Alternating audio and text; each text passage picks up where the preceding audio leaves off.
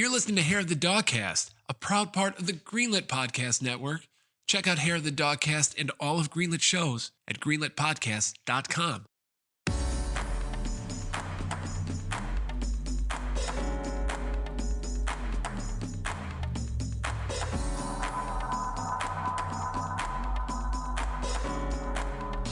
Hey everybody, welcome to episode 92 of the Dogcast. Dear video games, please stop.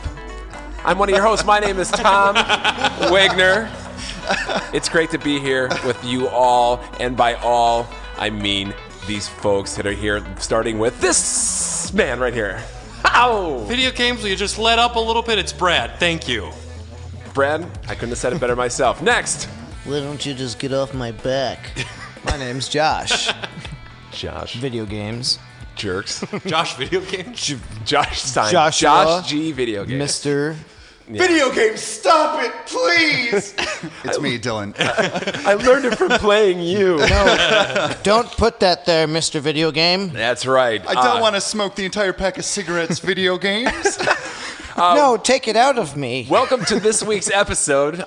It's already going off the rails, which is what I love. Yes. So thank you all for being here. This week we are going to be talking about pet peeves, I would say, things that video games continue to do that irk us to high heaven, even though we love them. There's always effusively. something. Somehow we still love them. Absolutely. But we do. And Hair of the Dogcast is a podcast about video games and beer and video games. You know this, right?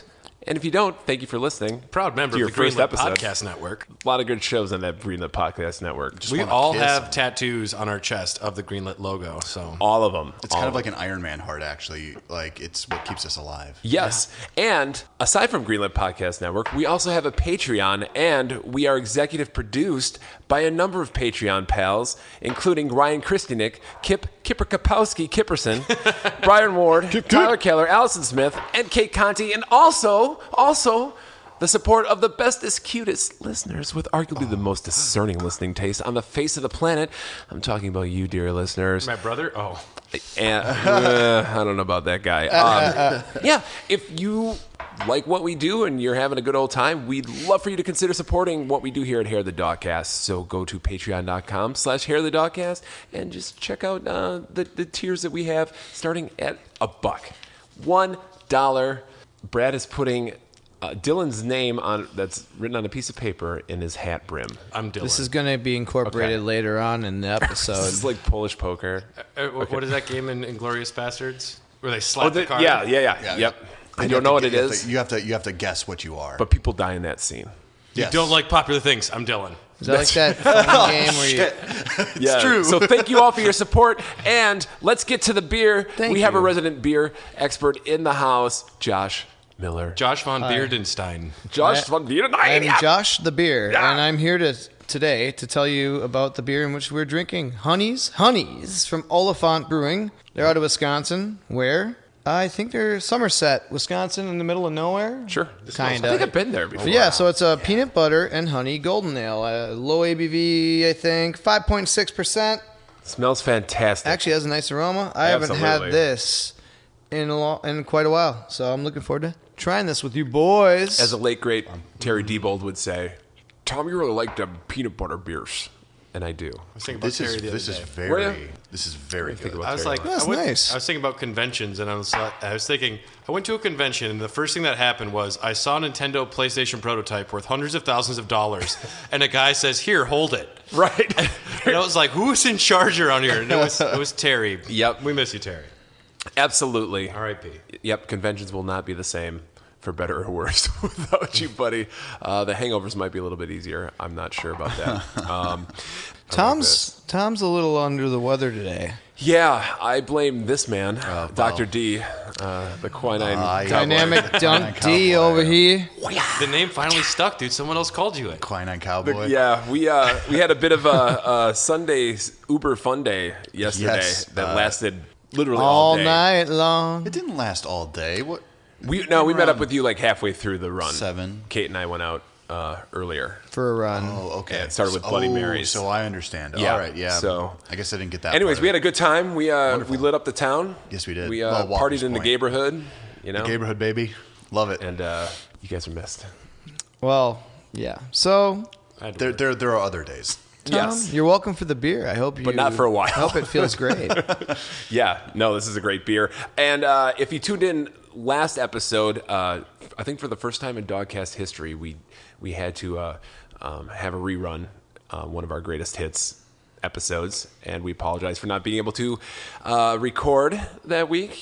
Just life things happen, circumstances, but we're here. We're all okay. Yep. And we're back, baby. And we got a lot of news to get through. But before that, let's talk about what we're playing quick. Let's go ahead and go down that route. So I nominate Dylan. I'm trying to platinum Death Stranding. So Okay. that. Otherwise, I've been a little down in the dumps the past few weeks, so not much else. Gonna be honest. I've been watching a lot of comfort TV and stuff like that. Otherwise, yeah, I love Death Stranding. I cannot wait to hear other people complain about a game I really love, because a lot of people don't like this game at all. I'm very curious once we get to our Raw Dogs episode of it, what people have to say, because I am fully in love with this video game. I think it's like, just give Hideo Kojima money and just let him do it. Did you finish it already, or are you just doing like just It's a end game singular content? story. It's or- a singular story. Okay. Oh well, I finished it once, but I'm playing on hard. Isn't the rumor that Kojima's next game is coming to Xbox? That's the rumor right now, right? We'll be talking in the news about that, I think. Okay. Is it? Maybe. Yeah, I don't know. I've heard that's the first I that, heard yeah. of it. Oh, Okay. you don't even have it written down. So No, I don't. apparently he's in talks with Xbox as they are kind of trying to diversify their portfolio. I don't think Kojima likes any type of restriction whatsoever. I think that's kind of in his like wheelhouse, and I think that Microsoft wants to give him more money. I don't care where you publish your fucking game. I will buy a system Right. for your game. And he doesn't care either. He doesn't. As long as he can make his games. Yeah, and keep the studio afloat. I think. So exclusivity. First of all, Microsoft needs more exclusivity. So It's a good pun. Exclusivity. I don't know. I like Oh, okay. Yes, I get they it. should be yeah. calling them exclusives. that. Yeah. Right. Okay, so Death Stranding, and that's pretty much it. That's cool, man. I love my little baby that I carry around. His name is Lou. Oh, okay. And when he gets upset, I rock him gently, and he laughs and giggles for me. Okay. Yeah. Yeah. I finally finished Yakuza Like a Dragon a few weeks ago, and I will be talking a little bit more about that in our pet peeve section. But I Okay. can say that I really enjoyed the game overall, and can't wait for at least someone else in this group to play it at some point so I can have somebody to talk to about it. I wish you had a physical version, because then I would. I know, yeah. So it might be in a couple of years when it comes to Game Pass, or in a few months. I don't know. It'll probably be a matter of 6 months. It seems like, yeah, all the other Yakuza games are on there, so it'll happen. And guys, the impossible happened. I did open my PS5 and start playing PlayStation 5. I took it out of the box. I hooked it up. Is it It's expired? so fucking ugly. The console is It's a just so fucking uggo, yeah. And, I mean, look at it over there. It's just We're all looking. such an eyesore. Oh my god! But it's like Actually, Curves it kind are of just looks terrible. kind of looks like the Pfizer Forum. little- Nice yes. white burrito. You are absolutely Yeah. correct, Josh. That is so. it's Go like it's like a modern art Bucks! museum in Denver or something. Yeah, it looks like so many modern cars. Absolutely. It's just like, yeah. I bet if you throw it at someone, it'll have a lot of aerodynamics, but it's a fucking video game. I mean, But I still love it. You gotta love your little ugly children. it's unwieldy. I heard that one of the high ups in Sony had his upside down for quite a while. I didn't even realize it. Yeah, fuck. I bet. Yeah. Okay. Yeah, I do not have it vertical. I mean, Actually, I it know was better would, than I thought it would. It looks, Yeah. But it looks a dude, lot better white? horizontal. No, I'm getting the pink one. The pink one. You deserve a pink one. Thank you. So I have been playing. I finished Miles Morales. Played that. I know, Brad, you talked about that earlier. It's a great game. Yeah, it's pretty good. And I like that it's not a 50-hour destroy your life experience. It is like, hey, here's a good 10-hour campaign. Yes. You referring to the original Spider-Man one? I mean, I like that too, but it I was didn't get refreshing bored. to have a game that was just not going to be a month of my life taking up time. Yeah. I really enjoyed Spider-Man the whole way through, pretty much. Actually, early on, I was getting used to it. I think there was too much side content. I liked the DLC, but I'm The original game you're talking about. Yeah. Yeah. I'm one of those collectible guys, and there's too many of them. Yeah. Oh, Like all those collect, pigeons. take a picture. The pigeons were kind of an asshole half the time. Yeah. Yeah. I mean, this game definitely had the expansion pack vibe to it. Like, not a whole new experience. I mean, it was very just pick up and play. Like, I'm back to playing Spider-Man. Gorgeous. Like, absolutely really good. Great story. Yeah, Insomniac, I mean, they do a great job with, like, motion, like, just facial capture, kind of animation. Yeah, pretty good story. I thought the villains were a little bit on the weak, like, eye-rolly side. Troy Baker, get this, guys. He plays a villain in a video game. Oh my God! No, So- wait. Can you give me a few names of these Spider-Man villains because they might actually be Miles Morales's villains created by like Brian Michael Bendis. Okay, this one is the Tinkerer, and the Troy Baker character is like an executive. I forgot what his name was. It's just kind of like random. There's Simon Krieger, the CEO Yeah. of Roxxon, Yes. Rhino, Tinkerer, Roxxon, yeah. Prowler, Kingpin, and it says Venom. I don't remember Venom in there. Prowler is Right at the very end. Oh, like a The tease? Yeah, the tease. Okay. Well, With if you've the got- same tease from the first game. I think You know. the ending of Miles Morales was beautiful when you're scaling the building. There's like that moment. There's like these beautiful explosions. I don't want to get into too much detail, but I thought it was perfectly handled, their relationship near the end. Yeah. It was flat for a lot of it, but I liked they did nail a landing at the end. Yes. The ray tracing, I think that's the first game I played that actually you could see, the effects of ray tracing, which is no really shit. cool. Wow. Yeah, it was pretty good. And played Astrobot and a little bit, and I liked that too. Yeah, that's a great showcase for the controller. That controller, as ugly as the console is, I will take it out 1,000,000 times, just to have access to that controller, because that is pretty fucking amazing. Very Now next gen. I have Yeah. a question. When are they going to make a Cheeto colored controller so that it Just buy a bag of eliminates that Cheetos, problem? man. Right, yeah. As soon as you buy a bag of Cheetos. Brings me back to my PS1 days when I'd invite my friends over to play, and I'm the guy who's like, yeah, it's my controller. I'm gonna wash my hands. Yep, and then I always do it. after they leave, it's like full of Doritos in the crevices. Right, yep. Like Fucking Cool Ranch forever in disgusting. those Forever. buttons. And then I recently started Persona 5 Strikers. Still haven't played enough to really have a good assessment of that game yet, but it. I hear it's not your standard Muso game, which is really interesting. I don't think it is. I've never played a Muso game, but this one definitely. You've never played like a Dynasty Warriors? I just Really? it wasn't my jam. I only got this because I'm like, okay, it's Persona 5. It got some pretty good reviews, and I mean, it does feel like just a continuation, like a sequel. Because it is a sequel story wise. Yep. And it's nice to be back with the group. But I'll have more to say as I play more of that game. I'm still just kind of feeling it. And that's pretty much what I've been doing outside of a little bit of Red Dead Redemption as well. So, Josh. Oh shit. Yeah. So I have not played anything. Zero? But I watched a couple movies. I will say Psycho Gorman is a really good time. I've heard a good thing about The little girl actor is actually a really good actor, a believable character in the movie. It's cheesy, campy. What's it about? 80s-esque. These kids find this ridiculous creature, and he wants to kill and destroy everything and everybody, but because they possess a thing, Okay, he's their buddy. Oh, And, okay. and then the bad guys come from the space place, and they try to come, and there's blood. And a movie called Psycho Gorman. Yeah, Psycho Gorman. I just googled it it. is And fun. It's got Rich Evans from Red Letter Media in there. It says. Interesting. I didn't catch that, but I only saw it once. Okay.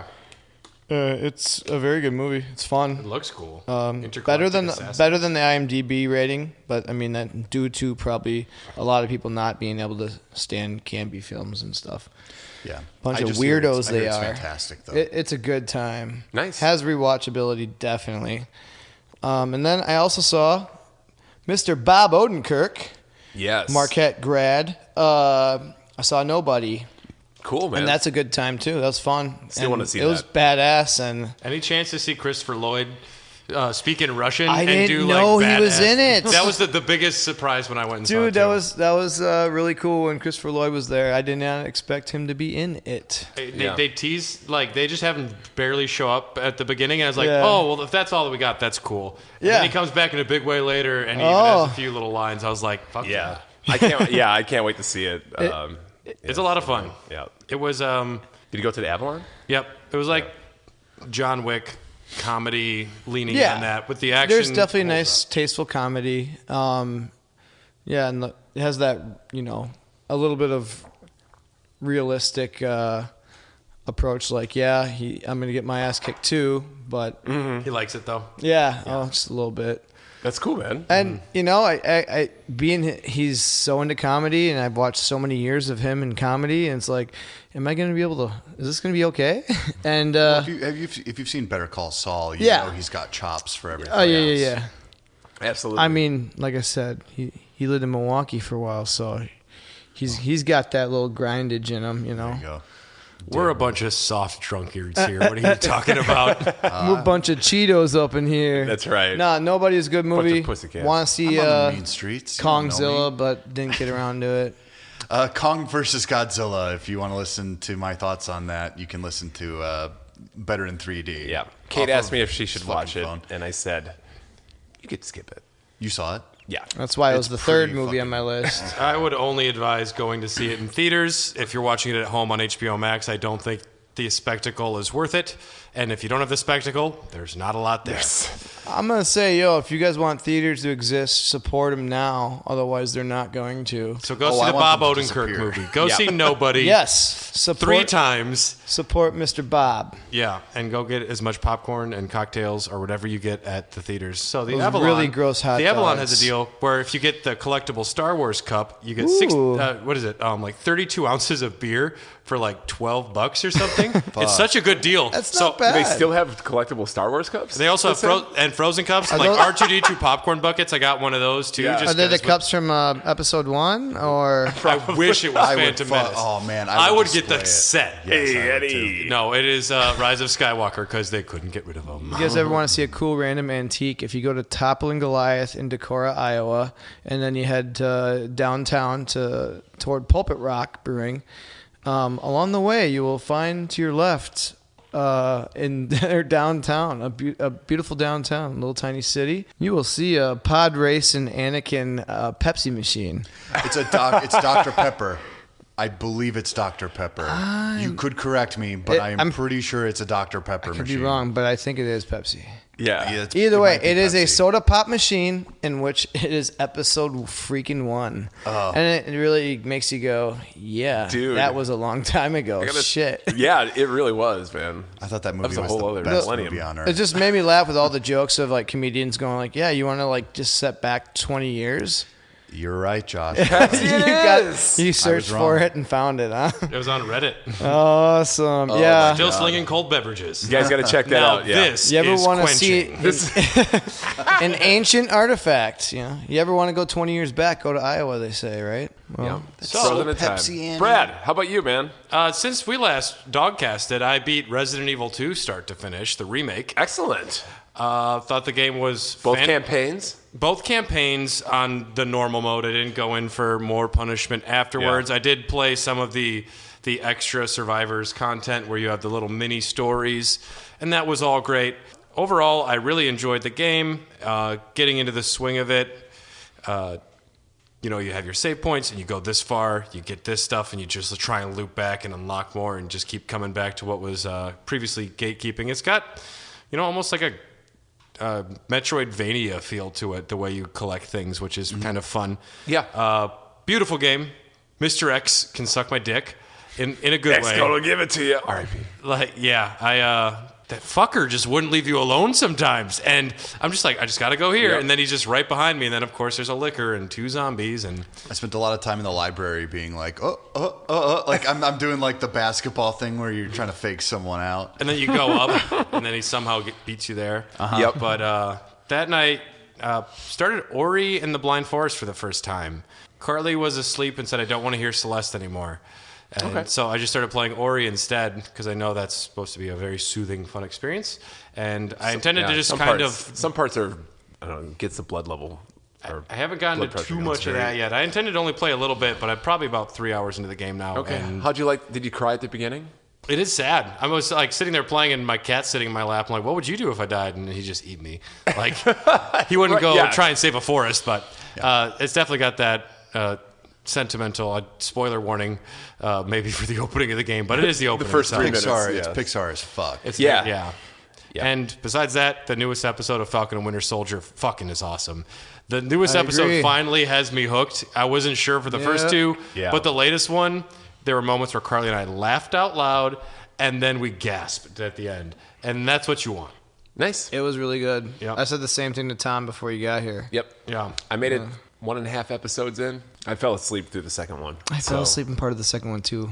It was slow, and I was like, I'm not digging it too much, but luckily they have a really good antagonist, we'll call him, and watching his character spiral further away from what he's supposed to be is fucking satisfying. When he starts getting his ass kicked by the Wakandans, Carly's like, fuck yeah!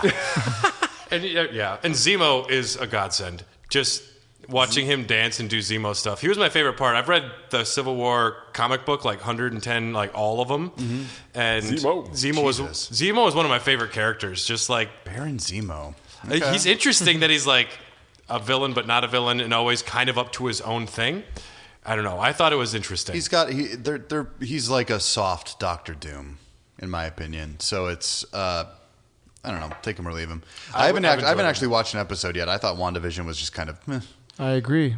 I wouldn't put that with I love WandaVision. Really? I was bored. I love the actors. Noises. I love what they were trying to do. I love it conceptually, but I was just like, would I watch this ever again? No. Yeah. Probably I not. probably won't watch it ever again, but I did appreciate just them going into left field. And from a technical level, like matching the feel and the look of all those TV shows where you could just like Brady look at how Bunch the thing was framed and say like, oh, they're trying to do Bewitched here. The way they were doing the special effects, time accurate for each thing was cool too. Yeah. But as soon as Kat Dennings showed up, I actually noped out, and I actually hate it now. I don't like it anymore. I love Kat Dennings. That was really well done. Like when they did, the throwback, the vintage. It was so well done. But anything they delivered, I didn't find amusing. And all the dialogue was crap.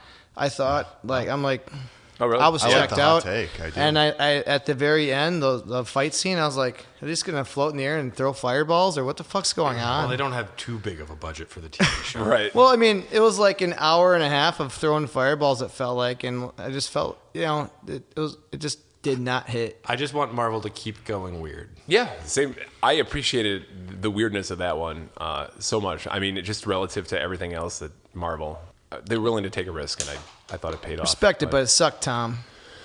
All right, well, Oh, yeah. I'm on more Josh's side. So. well, it's okay to be wrong. We can be wrong together. I like this too. perfect. All right. The heat. That has been what we've been playing. rising. Let's go down to the news, guys, because we got some stuff to talk about. And it turns out there's a lot of Sony this episode. So And not great. not a lot of great Uh-oh. Sony stuff. Fill me in, Tom. A couple things. So a recent report by Bloomberg has indicated that Sony is becoming more conservative with internal game development and focusing mostly on titles from their bigger studios in their existing quote-unquote blockbuster franchises. This shift to this more conservative direction is reportedly causing friction within some of Sony's internal studios, causing employee attrition, with many developers feeling frustrated with PlayStation CEO Jim Ryan. I don't know if you guys seen this Bloomberg article or kind of Jim. heard about it. So Jason Schreier at Bloomberg. Yeah. I love Jason Schreier. There's He's got a new book coming out soon. He does. Can't wait for it. Oh, yeah, I'll buy that. Yeah. I've heard a little bit about it. A lot of it has to do with people are kind of like weirded out about the choices he's making. Like it's not really boosting morale. I've read on several occasions like they want to remake The Last of Us. Yeah. A So video game from 8 years ago. You're joking. I'm not. right. They want to remake The Last of Us. That just came out. I know. Right, it was just remastered. We'll get to that in a second. So from the report, here's just a little snippet. It's already in development, by the way. It says, Sony's focus on exclusive blockbusters has come at the expense of niche teams and studios within PlayStation organization, leading to high turnover and less choice for players. Last week, or this would be like 2 weeks ago, Sony reorganized a development office in Japan, resulting in mass departures of people who worked on less well-known but acclaimed games such as Gravity Rush and Everybody's Golf. The company has informed developers that Love Everybody's Golf. Can I just interject for Yeah. a second? I've heard good Love things. I have not Everybody's played it. Golf. That is one of the best golf games ever made. Period. We talked about that before. This was what Hot Shots Golf was? Yeah. And this one came out for the PS4. Okay. I would say 2017 or 2018. And I just remember playing this obsessively. I don't even really like golf all that much. There's a VR version Right. of it too. Oh, really? That's what I'm seeing. Oh, I want to play that shit. Yeah, do it. The company has informed developers that it no longer wants to produce smaller games that are only successful in Japan, apparently. And then kind of transitioning to The Last of Us, the article chronicled a support kind of studio/group within Sony's development stable called Visual Arts Service Group. The studio's, like, their main objective was to be a support studio to everybody else, so they would help Naughty Dog and Insomniac, Sucker Punch help complete their games, performing activities such as art, asset creation, animation, developing content as a support studio for games like Spider-Man and Uncharted or whatever the fuck. So the head of this group, this visual arts service group, Michael Mumbauer, attempted to recruit and put together a group of 30 or so developers to form a new dev unit within Sony. And here's where they decided for their first project, they would voluntarily take on a remake of The Last of Us, whether or not you think that's a good idea or not. It's not. Like an 8-bit version, or Do a demake. That would be something new. Yeah, there you go. Anything new. they already remastered. They remastered Jesus it. Christ. Yeah, so I think they said that they would want to bring the game up to Last of Us 2 levels of fidelity, and so they could sell the game as like a 2-pack down the line. So But they can sell the first one again and then pair them up as a 2-pack again. Yeah. And then with sell the the new first DLC. one again after that. But I too. think like this group, they wanted to branch into actually making games and not being a support group. So a support dev. But so I think Come here, they Joel. Come here, Elliot. they chose the remake route, I think, because it would be less expensive and less of a risk. And then I think the article said, like, once the team had established itself with this game, it could move on to, you did have a track record and prove themselves. They can move on to bigger projects. Now the wording of this is, it's not only just weird, because sometimes you see something being remade, and I honestly get that confused with rebooted a lot of the time, because I honestly think a remake of something should be literally just like a new thing, like you remade it, like Tomb Raider is rebooted. Yeah. If this is literally, if they're taking what they did with like Shadow of the Colossus, right, and then made that it, I guess I don't have like an issue with it, but I'm also just, It's too early. I feel the same way, that it's too honestly, early. if you play it on PS3 still, it probably looks great still. it still looks good. It still does. Yeah. I mean, play the I think- remaster on PS4. Some textures are muddy, But- but I mean, that's just age. I think it's worrying that Sony is trying to move only towards the big blockbusters and not support these smaller things. Right. I think it's a worrying trend for Sony right now, because meanwhile you have Xbox doing their great things with Game Pass and supporting indies, and they're doing everything they can to help gamers and help game companies. If they acquire some of these big studios that were being rumored, Xbox has a serious chance to become a much back. bigger contender and like surpass Sony, I think, if Sony keeps making questionable moves. Well, they're not investing in new things. You just have to give people new things. Gamers notoriously have the attention span of like goldfish. Like you just have to keep providing things for them to like suckle on. So the news of this remake, I think, is like a secondary facet to the story. But I mean, the internet latched onto this and was like, why? Why do we need a fucking remake now? I mean, we just had Last of Us 2, and the remaster, just came out not too long ago, and the game itself came out like 8 years ago. So there's not really a need for it. But so to get back to the gist of the meat of the story is Sony apparently did not give much thought to this team and barely acknowledged their existence, but did allow them to begin this project, but didn't give them much funding or support either. The team ended up getting called in to help Naughty Dog finish The Last of Us 2, so the progress of the game slowed. When The Last of Us 2 was complete, Sony assigned about dozens of Naughty Dog staff to help with this remake project. And they basically wrestled control of the project to the point where this dev group, this smaller group, lost the project and Naughty Dog took it on. So they found themselves back to being a support studio. That essentially made the top leads who were helming the remake left the company. You know, they just like straight up said like, fuck this, I'm leaving. And I think other people had shared their concerns as well. So yeah, Mumbauer left, and as well as the game director and some other. So that kind of thing has been going on in Sony. Apparently a Days Gone sequel was also reportedly pitched to Sony brass by devs from Bend Studio, who made the original Days Gone, and it was not deemed viable, even though the game had been profitable. And 2 teams within Bend were assigned to help Naughty Dog assist them with a multiplayer game, but yet to be announced, as well as as well as a new Uncharted project. Oh, come on. So like Sony's positioning a lot of their, I guess, We smaller. knew that was coming. I just don't want another fucking Uncharted game. I mean, Make a new thing. I'm sorry. Let's all branch out a little. Have an original idea, for Christ's sake. Yes, I know so it's a risk. I but feel that way God. about Microsoft. Yeah. Well, I mean, like All of them Yeah. make something new. But the thing is, they have made some other new stuff. Yeah, kinda. Yeah, kinda. Yeah, we'll see. I mean, it's going to take a while for like the Microsoft shit to bear fruit, I think. So we'll see what happens. Hopefully Halo 7 comes out. Hopefully it's not like It's 12 going to be Halos. pretty cool. Lord. So basically they split up Bend to just assist Naughty Dog with their games. You know, let's take these our smaller studios and then make them help our big boys, our real like talent studios. So that caused top development leads at Bend to basically leave. And I would too, yeah. And eventually the people who were remaining were like, hey, we don't want to work on this shit. We want to do our own thing. And I guess Sony finally relented and said, okay, we'll take you off these Naughty Dog projects. And I guess they are working on a new game right now in a new franchise. So there is hope there. But 4 years from now, Jesus. But yeah, apparently, morale within the internal stable of developers is kind of on shaky ground right now with Sony, apparently. That is one of our Sony stories, and Oh, boy. boy, oh boy.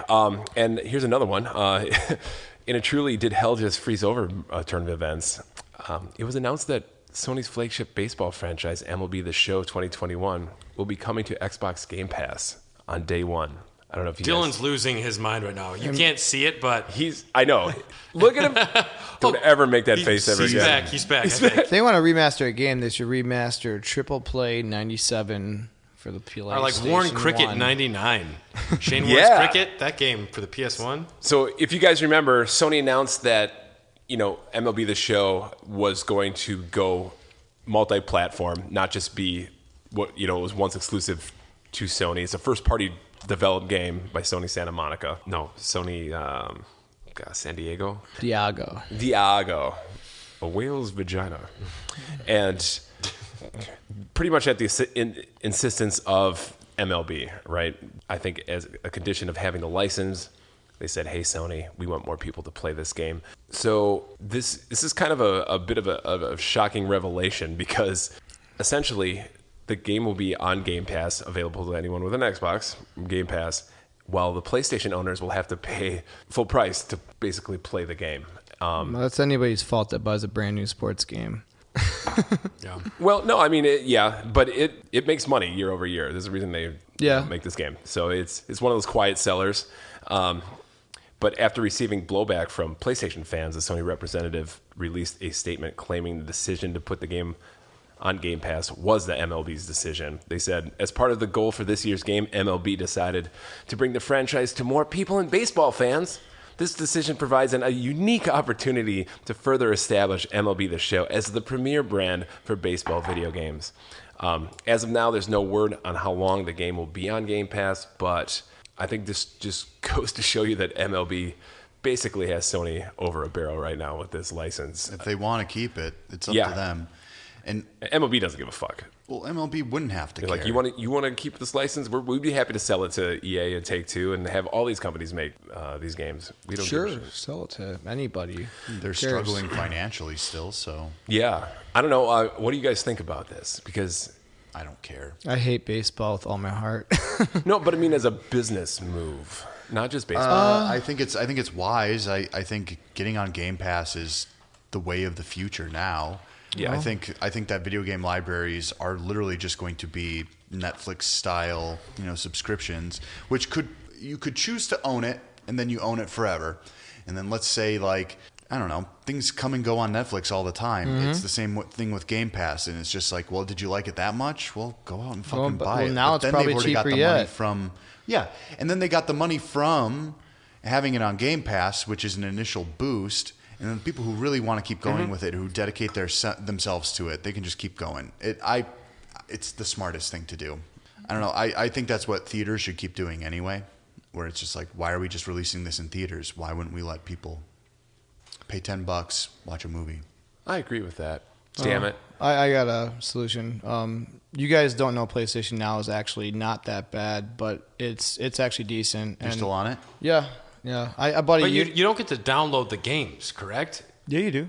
Some of you do. Yeah. Okay, because Like- I tried it back in the day and you didn't download them. Well- and my connection wasn't good, and It there depends was on the system. there was a minimal I haven't lag had and one it was lag unplayable. on anything. But I got it. It was dirt cheap. It was like a $43 for the year deal. That's not really money. It's $3 a month or some shit. $4, yeah. But and yeah, they changed it up too. And there's they had Spider-Man on, I believe, God of War. They had some really good games. They have some really odd. The coolest part is the oddball, obscure, like throwback games. You're like, oh, they have Sonic CD. What the fuck? Okay, I'll play that.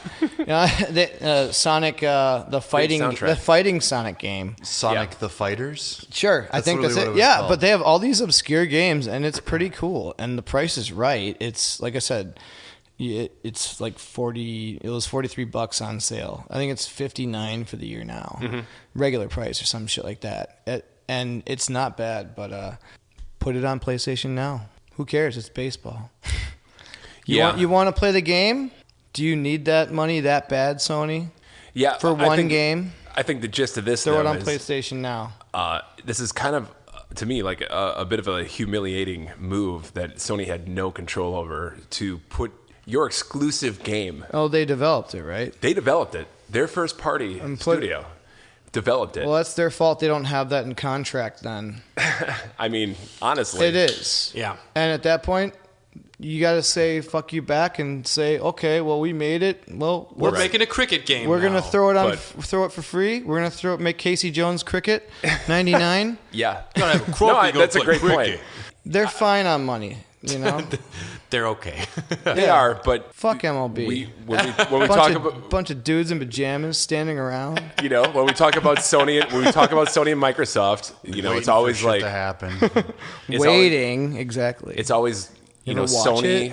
it? Sony has the leg up on exclusive games. Like They don't need it. But when you have to out of your contractual obligation, give up one of your exclusive titles. Well, Microsoft's got to be paying Sony somewhat for that then, because will they get money. developed it. Yeah. So I they'll mean, get money. whatever. But they're not going to make as much Right. as they would if they were selling it for 60. They're getting what $70. it's truly worth. Honestly, So I think the it's- truth. Roster update. I don't know. It just sounds like a throwaway kind of story, but at the same time, I think it's bigger than. No more the making lines. Day one Yeah. Game Pass games are pretty cool. Can't deny that. Awesome. That's really cool. Absolutely. It's like getting access to a new film on HBO Max for the first 30 days that it's in theaters. Like, that's fucking cool. Yeah. And then you take it off. I get it. But you let me play it and you let me enjoy it or watch it. Yeah. Brad, are you going to play 8 hours of MLB 2021 this year just on your own time? I have Game Pass. And I Day can tell you one? I'm not going to. I'm going to avoid it. I am going to instead try Shane Warne's Cricket 99 for the PS1. Highly recommended by Okay. a loyal fan. You're going to hate it. Well, I'm sure. But I would rather play that than MLB The Show Did you ever try 2021. playing a rugby game? I bought a PS2 rugby game so I could Yeah. try to learn the game, I always and it wanted to made play it one. more confusing. I've Yeah. had people explain rugby to me, and I I can respect understand the rugby to an players. extent. I had a guy explain cricket to me for 2 hours in a long car ride. I still don't have fucking any clue how Fucking cricket wicket? works. What the hell's I a played scrum? rugby for a month. He's an Ewok. in high school. Do you guys know what a scrum is? A bunch of dudes putting their shoulders together, Yeah, like And then you getting. have to very put your homoerotic. head. But they're on It both also- teams. They're on both. That's and, fine. and they're pushing put your against each other. heads All of a underneath sudden, their a ball crotches. pops out of one Cricket of their matches butts. can last like days. It's stupid. It's really dumb. People die of like exhaustion and like Oh, malnourishment. This one's It doesn't for make the any cricket. sense to me. Starvation. All right. Titular cricket. And this yes, one's for you. If Casey Jones cricket existed, I would play it. If you die, can I have your cricket stick? All right. Well, let's pivot away from Sony for a little bit And We'll talk come about back. this beer. Yes, Josh. Shout out to our boy Ryan from Texas. Ryan Sent me a nice box. No way. Get well package. This is from Ingenious Brewing. I've had a few beers from these guys. They're fun. They make, your hazies, your sours, your stouts, your things. But this beer is called Bring Bacon. Not related to Kevin Bacon. Oh, Same last name. Yeah, Yeah. but thank God it's not related to Kevin Bacon. It's something about him. I like Well, Kevin. Kevin Bacon I don't mind was his only films. part beer. he's a national But treasure. man, Take that back. he was in death sentence, He was in right? Stir of Echoes. Stout brewed with maple bacon flavored coffee. Now, it doesn't really have much of a. It has like a 1% a little smoky, I guess. Mm-hmm. I don't catch it really on the aroma Get much. a little on the aroma. A little bit, but But the That's maple and the coffee is quite lovely. 8.5%er, so it's not like a big imperial that's over like flavorful, which is usually what I want. It's still a really nice stout. Low light bodied. very yeah. Hey, I bring enjoy the it. bacon. There's a bit of that smokiness to it. I Just appreciate a that. tiny There's a hint. hint. I think sometimes when you get these smoky beers, they really want you to taste the smokiness, so they go a little bit overboard. At least for my palate. I want to say, if you do want to try a bacon beer, Oddside Ales out of Michigan makes a beautiful stout called Rye Hipster Brunch Stout. Is that Total Wine right rye now? whiskey barrel aged stout with coffee, maple, and bacon. Yep. The bacon's definitely present. You get a little salty with the sweet, get a little smoky with the smoky. I almost picked up a Just fourth a hint time. of smoke, not like a smoked beer, but like that bacon's true. It's So- it mimics the Central Perk logo from Friends. Oh, I've never seen. I'll be there for Friends. you. That one. Matthew Perry. That's a Matthew great Perry. band. I am quite the Steve Chandler. Perry. Steve Perry. All right. Hey, you guys want to talk about more Nintendo Switch Pro rumors? Because we got them in. Because, wow, why not? Okay. You all right? Yeah. Is it called Are you Pro? all right? You all right? I'm sorry. Woo, it's the bacon. Hey, so a couple episodes ago, or a few weeks ago, remember we were talking about the rumored new Switch with the bigger OLED screen and its rumored ability to output 4K? We asked the question, will the new system have a CPU upgrade to help things get to 4K, or maybe a new dock that contains a coprocessor? We had no idea, but it looks like Bloomberg is back with the answer. According to another Bloomberg follow-up report to the screen rumors, the new Switch will indeed have beefier components, most notably a new GPU chip from NVIDIA, who makes the current Tegra X1 chip that powers the current Switch. Notably, Dylan, I'm looking at you. You're going to really appreciate these details. The GPU will contain NVIDIA's DLSS technology, which stands for, Brad? Racing. Dig It's gonna have a light racing stripe. Streaming services. Absolutely. Deep learning super sampling. That's what I said. Yeah, I know. That's You why I had said me good at job. soup. Yeah, and soup. What? Ducks love some soup. We're getting out of soup season, Tom. Yes. It's getting warmer. Yeah. I'll have soup. So it's going to have that DLSS Me that too, people but are don't going tell crazy for. anybody. That sweet DLSS energy. It's going to be great.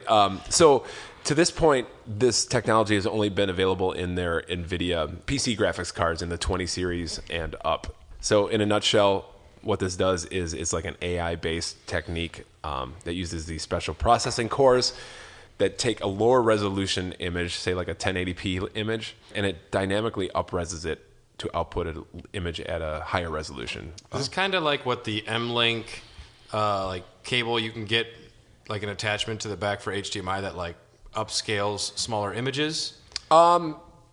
Maybe kind of.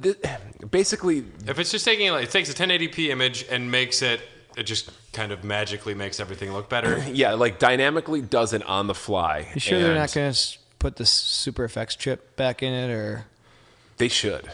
it's probably all they need. I would buy it just if the box had a Super Effects logo on it, take my money. It scales these images up with like less visual compromise than like just a straight up-res. Well, the Switch notoriously, looking at it on the screen when you have it in handheld, everything is very crisp and beautiful looking.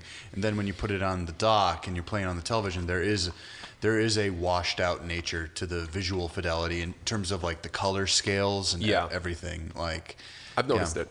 Yeah, and using these special cores, there's less processing overhead, so they'll be able to display higher resolution images using less power and less battery. Not that it would display in 4K in handheld mode anyways, because I think the screen is still at 720p. Even that would be wild, yeah.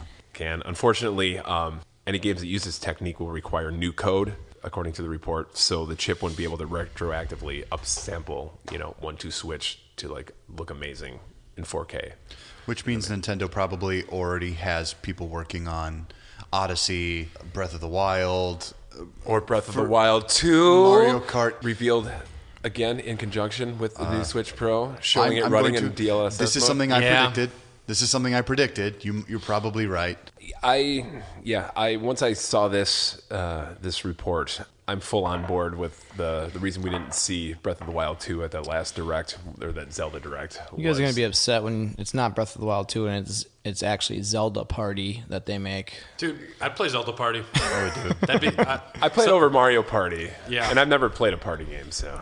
You never played any of the Mario Party? Tom's not really a Michelangelo we've kind of talked guy. about this. Yeah, Okay, we're gonna do Mario it, 'cause Party Super 4 is Mario- very good.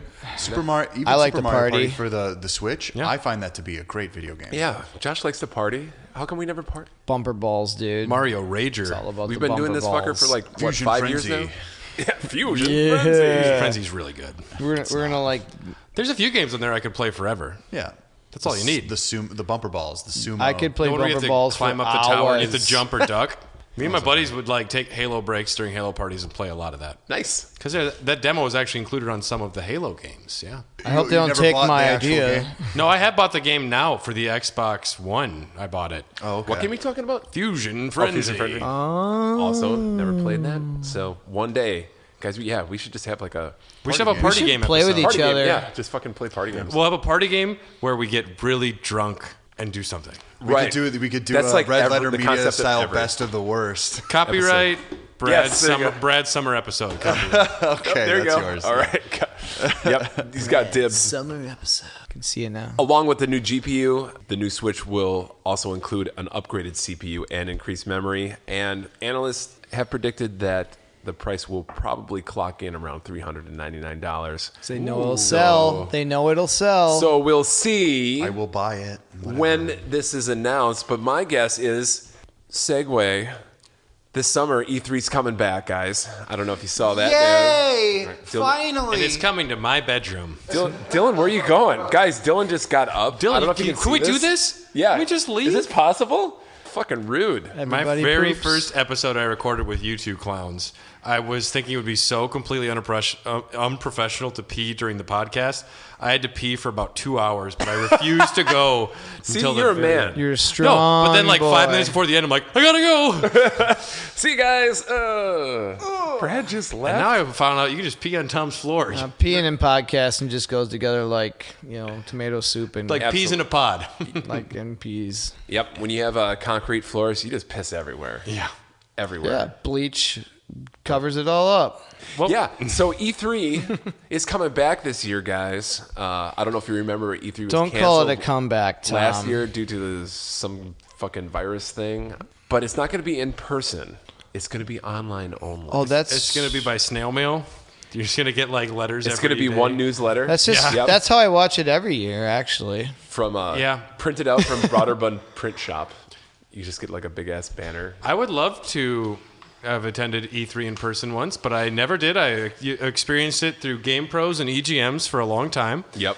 And then I did eventually get an E3 2004 DVD set where I got to watch Reggie talk about kicking ass and making games. Making And babies. so honestly, this won't affect me too much. I Yep. much prefer the the Nintendo Direct like format of things. Like, yeah, just have like one big presentation. Have it I like online. that. It's great. Yep.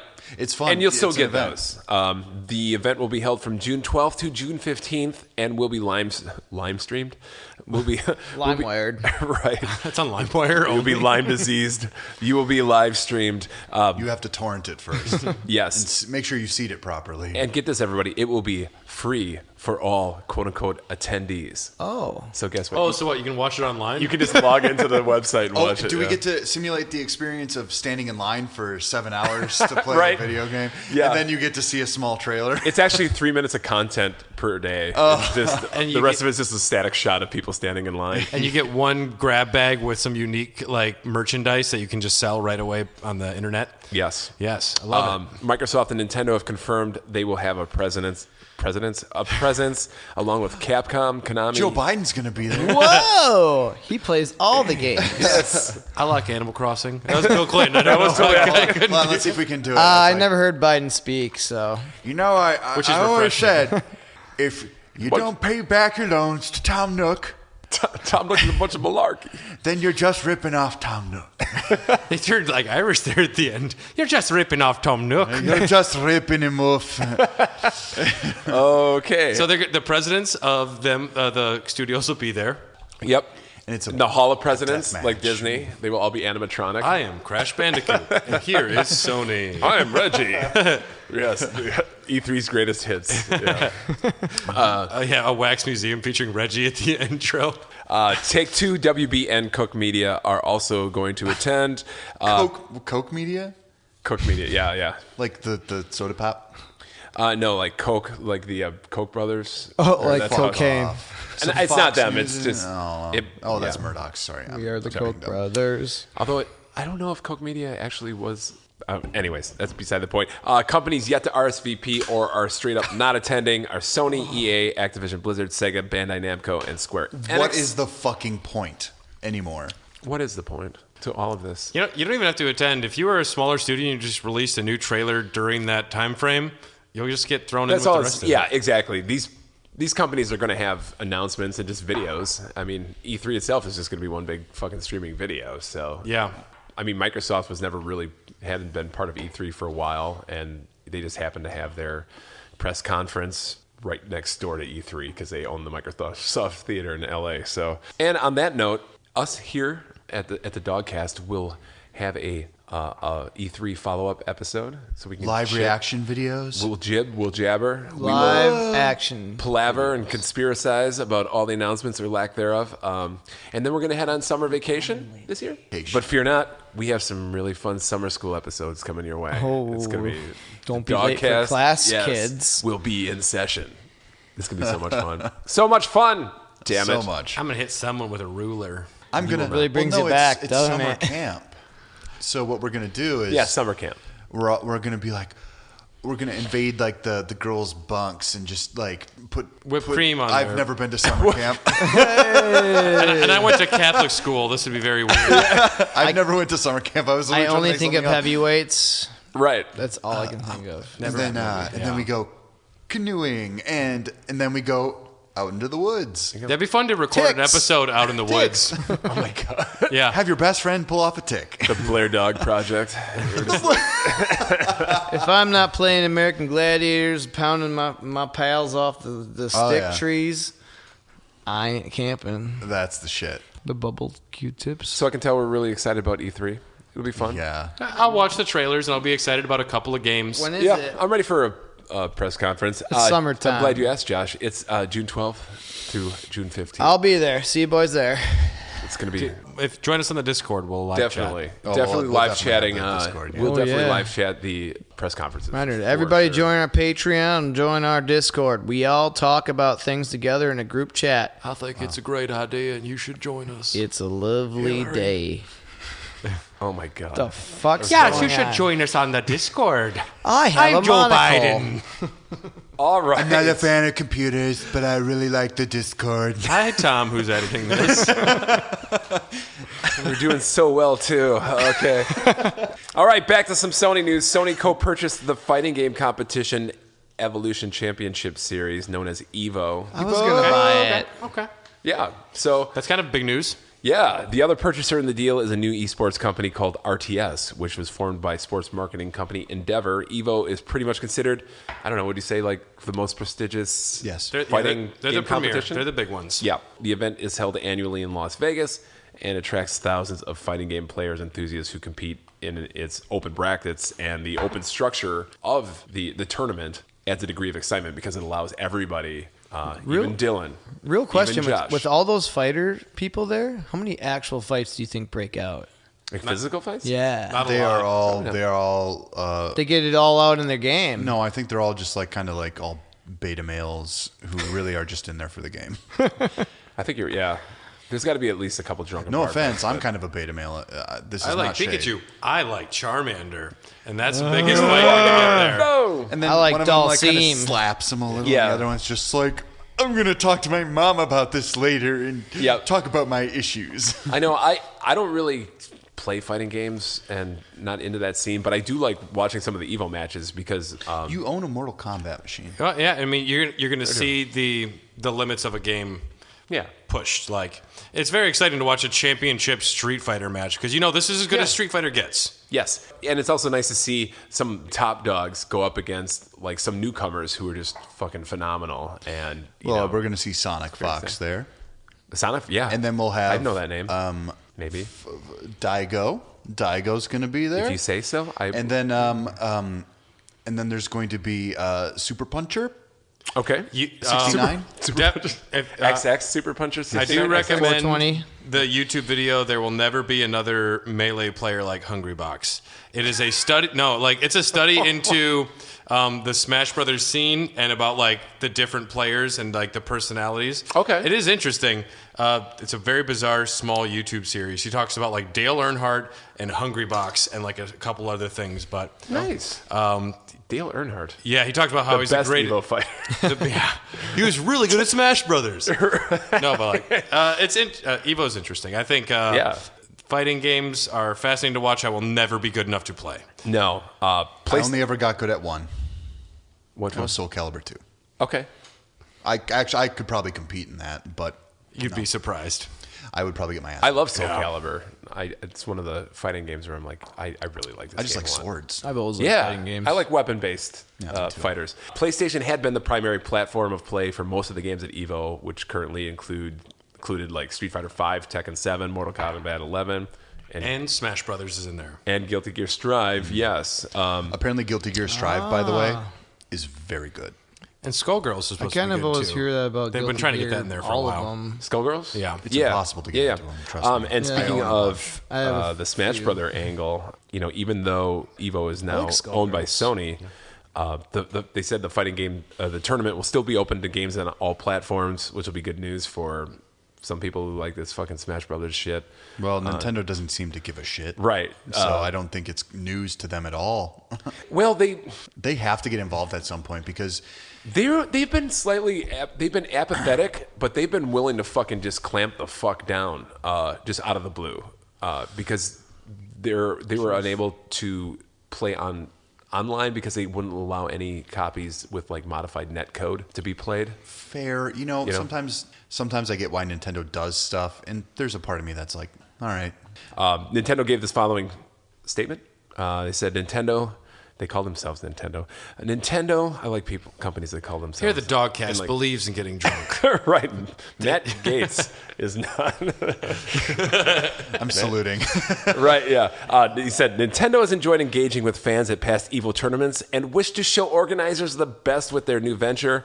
We will continue to assess EVO and other opportunities as we plan for future online and offline Super Smash Brothers tournament activity. So while this leaves EVO open to the inclusion of Smash, there probably won't be any Smash tournaments until in-person events resume because of the netcode thing that we just talked about.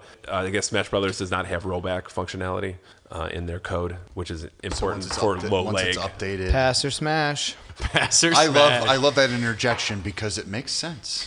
There you go. Yeah. Is that going to be your summer episode? Passer Smash, a discussion of video game characters. Yes. Honestly, we could do this. It would ruin our lives. And it's forever on the internet. And it would just be like, would you Our fuck this- grandkids will hear Oh, it. you want to They're fuck like, this "Oh, video no." game character? Did you guys know that EVO was formed in 1996 as the Battle of the Bay? Yeah, I knew that. Did you? No. I don't know. Did I? I don't know. You watched the documentary, so maybe you did. I've seen. I don't know. I like following some of the fighting scene. It's fascinating. Competitive video games are something that I don't do, but I remember downloading on the Xbox 360 like Halo 2 championships. Fascinating, watching how good they are. Remember that Mario Kart tournament that you assembled? Yeah, at yeah. That one brewery? Yep, and Yeah, did a Smash Brothers tournament as well. Yeah. We've talked about doing a Halo one at EP once things get a little better. That'd be cool. But You can open it up at Drafty. Things are... Just do it right now. COVID don't exist. Water Tucky? Yeah. I don't call it that, but yeah. You should get a Water Tucky cold snack. Me and Carly were talking about it. Make your own beer. Who I'll make wants mine to in the make a bathtub. slice? All right, let's move on. Congratulations, Sony. I'll watch some Evo at some point. It's not going to be in person this year. They're planning on having it online, obviously. But we will see what happens next year. Someone's going to be in the middle of a championship match and their mom's going to come in and say, you got to go take a bath or something. Mom, I'm playing Evo. So I was walking. Here's a side story. This is going to be a tangent. However, I was walking down the road and I was heading to work. And as I was walking through like an alleyway, someone had just pulled up in their big SUV, and they were both like, it was a mom and a son clearly who had gotten out of the car. And she's just like, well, no wonder they fired you. You fucking smell like shit. They all said you smelled like shit. And he's like, what? But I shower every day, Mom.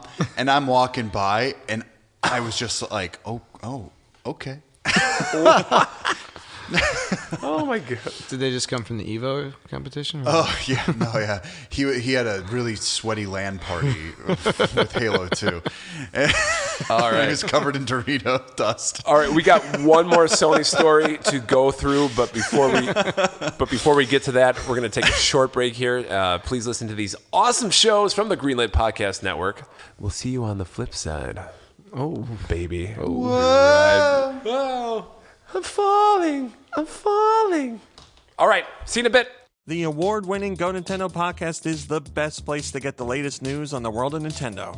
We cover the biggest stories, share impressions of the latest games, and answer your burning questions. There's also some general pop culture talk, game music trivia, a heaping helping of silliness, and did I mention our sassy robot companion? I'm the star of the show. Catch new episodes of the Go Nintendo podcast every Saturday on the Greenlit Podcast Network. On the Super Nintendad's Entertainment Podcast, catch us grumbling about the news every Monday on the Morning Dadcast, chatting with industry professionals, and most importantly, teaching our kids just how incredible or horrible 80s and 90s video game and pop culture truly was. All right, what else you got? The Sega Slingshot. Don't have a count, man. The blast processing was really fast. Why can Knuckles fly even? Thai prawn dough. What does that even mean?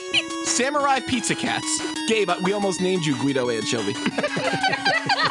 Doing a Belvedere Requires a set of low hangers. I'm gonna die. Right here on Greenlit. Hey everybody, welcome back to part D of the Dogcast. Whoa, I just came back, yeah. To your video games. Oh my! Stop. Yeah, we're going to get to the topic in just a little bit, but we do have more beer to drink and a couple stories to go through. Stories. Let's hit the beer because it seems to be queued up and ready to go. I got a beer here. I don't know where it came from. Yep. Somebody brought it as a gift to Alex and I from the Drafty Cellar. Oh, nice. It was donated by Alex, we'll say. This is from Urban South. Brewery out of NOLA. Keith Urban. New Orleans, Louisiana. Narlins LA. is how they say it. Narlins. Narlins. NOLA. Narlins. Nabow. Double spilled fruited sour, strawberry, and banana. Banana. It looks like a fresh glass of Pepto-Bismol, and it tastes great. It does taste great. This is honestly, I think that there's like almost like a bubble gum kind of. On the aroma, Yeah. definitely. Well, even on the taste, I get a bit of the bubble gum with it. It's really nice. I have been against banana in beers for a long time, and only like in the past month or so, I'm like, you know, I like Places are starting to nail it. Yeah, as long as it's done right, I can really dig some Untitled banana. Art made a chocolate banana stout that blew me away. I couldn't believe how good it was. What are your thoughts on bananas in pajamas? They're walking down the stairs. I've seen it happen. It's called a baseball player. Bananas in Pajamas actually scared me as a child. I would wake up early in the morning. What is this we're talking about? It's a show called Bananas in Pajamas. I didn't know Never this was heard a of show. that? Never heard of it. Oh, man. Just look it up. Come on. Made by MLB? Am I the old We got one here? 3 channels in Jeez. South Dakota. Tom, you were way too old for Bananas in Pajamas. Was I? Yes. Says the man who bonded with my dad watching Teletubbies. It had a really good show. Bananas in Pajamas came out in 1992. You might have been too old for it. Holy shit. I was the I didn't know about it till way later. Oh my gosh, this looks fantastic. Check it out, people. We'll be watching it. All right, back to the news. Oh my God, Bananas. No, it's actually there's a live action segment. Yeah, Look that up. I only know the live action, but I never really watched it. Yeah. Well, that's fun. I Very wonder if they'll tasteful ever bring it pajamas. back. I remember this Vertical song. stripes. I believe it's a British production. Yeah. Bananas in pajamas They're are walking down the stairs. Bananas. Pajamas down in pairs. are chasing teddy bears. I Chasing remember that teddy to be bears? a line. Jesus Christ, like Teddy bears Look represented out, the Chuck E. Nazism that was Cheese. moving into American ideology. I was going to say. It was a subtext, but it was there. Okay, I was going to say heroin, like instead of chasing the dragon. Chasing Teddy. I don't know. That's okay. that's their famous line. This is a really good beer. Shit. Guys, did you know a Ghost of Tsushima movie is apparently in the works? The movie is based on the 2020 PlayStation exclusive really open world need to Mongol start killing that. samurai movie simulator from Sucker Punch. For those keeping score, I hope it's the game is neat. also Whatever. this Dogcaster's best game. Of I like 2020. Just I make like a samurais. fucking samurai movie. Does it need the name Called brand The First recognition? Samurai. Jesus, Dylan. Starring Come on. Maybe if I showed Mel you some of the Gibson. details, Is the- you'd be like, okay. Maybe Is I the actually film read this. Is the film going to have a Kurosawa mode where they just turned it to black and white? What if it's really fucking good? the movie of the year is the edition. best The movie of the year. ever? Yeah, we'll come with that mode. This is That wouldn't be fine. hard to make If the it's a best good video game story and movie someone can do an appropriate adaptation, I'm fine with this. Chad Stileski Oh. is attached to the project. Stileski is we best got known for directing the Chad John here. Wick movies in the John Wick franchise. Assad Kazubas had a place. Kazubas? Say it again like that. Assad Kazubas head of PlayStation Productions. I'm sorry, Assad, for butchering your name, but you said this. We love working with creative partners like Chad, who have a passion for our games, ensuring we can create rich adaptations that will excite our fans and new audiences. The Ghost of Tsushima movie is the latest in Sony's, quote, PlayStation Productions initiative to spread its gaming properties. At least its 5 biggest ones. Yes, to other entertainment mediums. Including the Xbox. Yeah, apparently now, yeah. We also have the upcoming The Last of Us HBO series adaptation, as well as the upcoming Uncharted movie starring Tom Holland They're and Mark making the Wahlberg. MLB The Show movie. I am hesitant. Yeah, that'd be something. If somebody has a story they feel compelled to tell, and there's something inside of an IP that is worth exploring, yes, I want there to be a movie or a series. If Sony's like, we need a Last of Us series, we needed this series, we needed this show, we needed this movie, it's a little too much numbers and by the books, and I just hope it's not creatively bereft of anything good, which it could be. It could be. What about a Shadow Warrior movie instead? Reviews are coming in for Mortal Kombat, and they're like, it's fine, it's pretty good.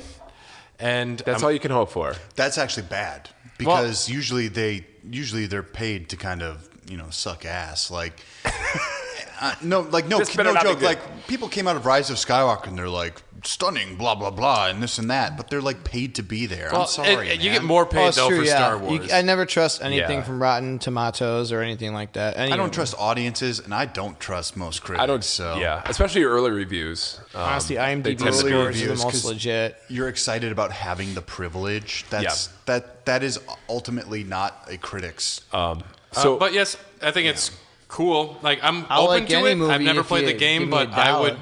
be happy to watch it. Yeah, I recommend playing the game at some point, Bradley. Do you but have Do you have it physical? on PS4? Physical? no, I don't. You son of a bitch. Man, we should only buy physical from now on because think of how many games we'd be sharing right now. Oh, yeah. I still have Should we Cyberpunk. talk about that? Yes, I do have Cyberpunk and physical. I'll which- take the physical challenge. Yeah, but it's interesting that Ghost of Tsushima is a game that took obvious inspiration from Kurosawa and tried to make a Kurosawa movie. And now they're going to Snake make eats its own now they're going to make a movie playable. in English with Keanu Reeves as a Japanese man, and it's going to be great. So it's like now they're He making has some heritage. Might be. But they made a movie about the game. Man of Tai Chi. And now it's back to a movie, so things are. They're going to piss China off and going to lose half of their profits because there's one ghost in there, Ghost of Tsushima. careful, you better not have tattoos. And there's going to be a Winnie the Pooh character named Zhu Ping or whatever it is. Xi Jinping? Yes, he'll be in there, I'm sure, as a cameo. As Winnie the Pooh. Oh, bother.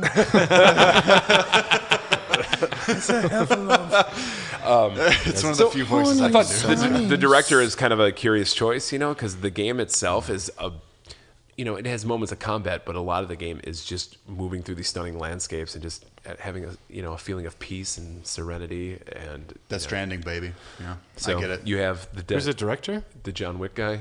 Oh, it is the John Wick guy. Yeah. Well, there's going to be some fucking awesome action sequences. Yeah. I can promise you that. We'll see what happens. We'll see. I'll be cautiously optimistic. I'm not sure when it's coming out, but Ghost of Tsushima remains PlayStation's fastest-selling first-party original IP debut, selling more than 2.4 million units worldwide in its first 3 days. And we have reached the last story, guys. And are you ready for this one? No. We can remake the first story, though, since it's been long enough. We can just start remaking it. Absolutely. It's only been 8 years. Yeah. PlayStation Store. Oh, yes. This was big news a couple weeks ago. Unfortunately, we didn't get to it on the last episode. But I think we have to. What the PlayStation fuck? Store. How dare you get so angry at Jeez, us? Josh. Sorry, man. He had a lot of games on the Vita store that he missed out on. Yeah, so I figured we got to touch on this a little bit. We do. So it's a bigger conversation than just Yep. what it is. Yeah, this is going to be the topic of the episode. Our last episode happened, but so after credible rumors surfaced, kind of end of March or a couple weeks ago, it's now been confirmed that Sony will be shutting down the online stores for PlayStation 3, Vita, and the PSP.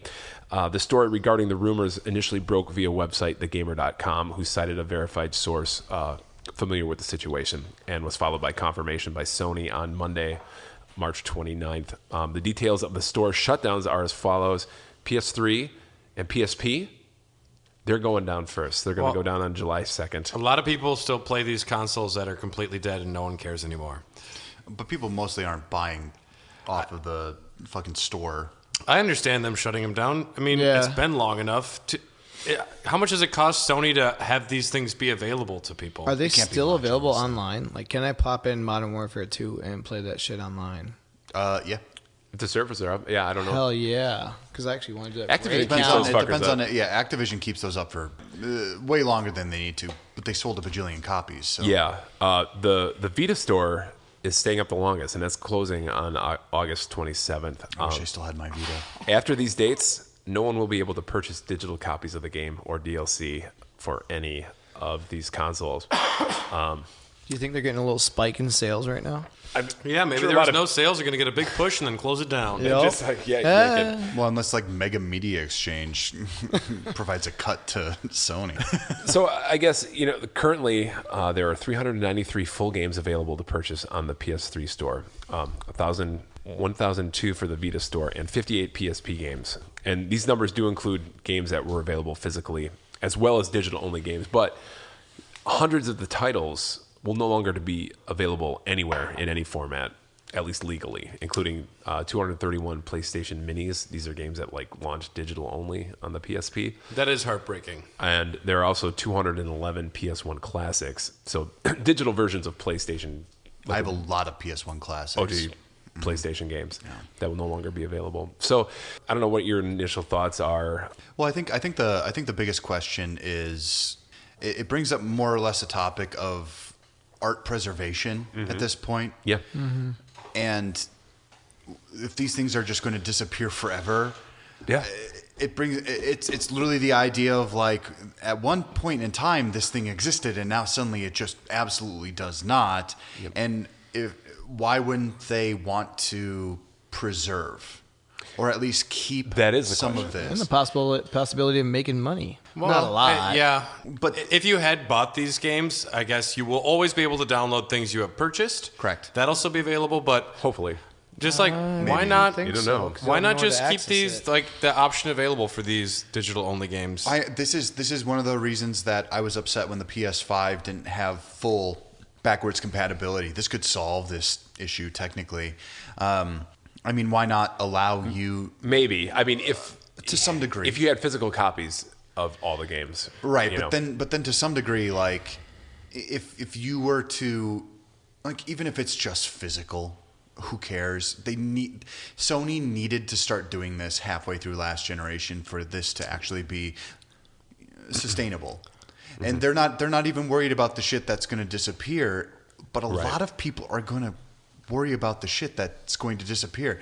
Think about being a developer for the PSP, and like you made Final Fantasy Tactics War of the Lions, and you developed this, and it was your whole entire life for a little while, and then suddenly it's just like, oh well, nobody can play my game anymore unless they go to like specialty shops and pay $1 bajillion.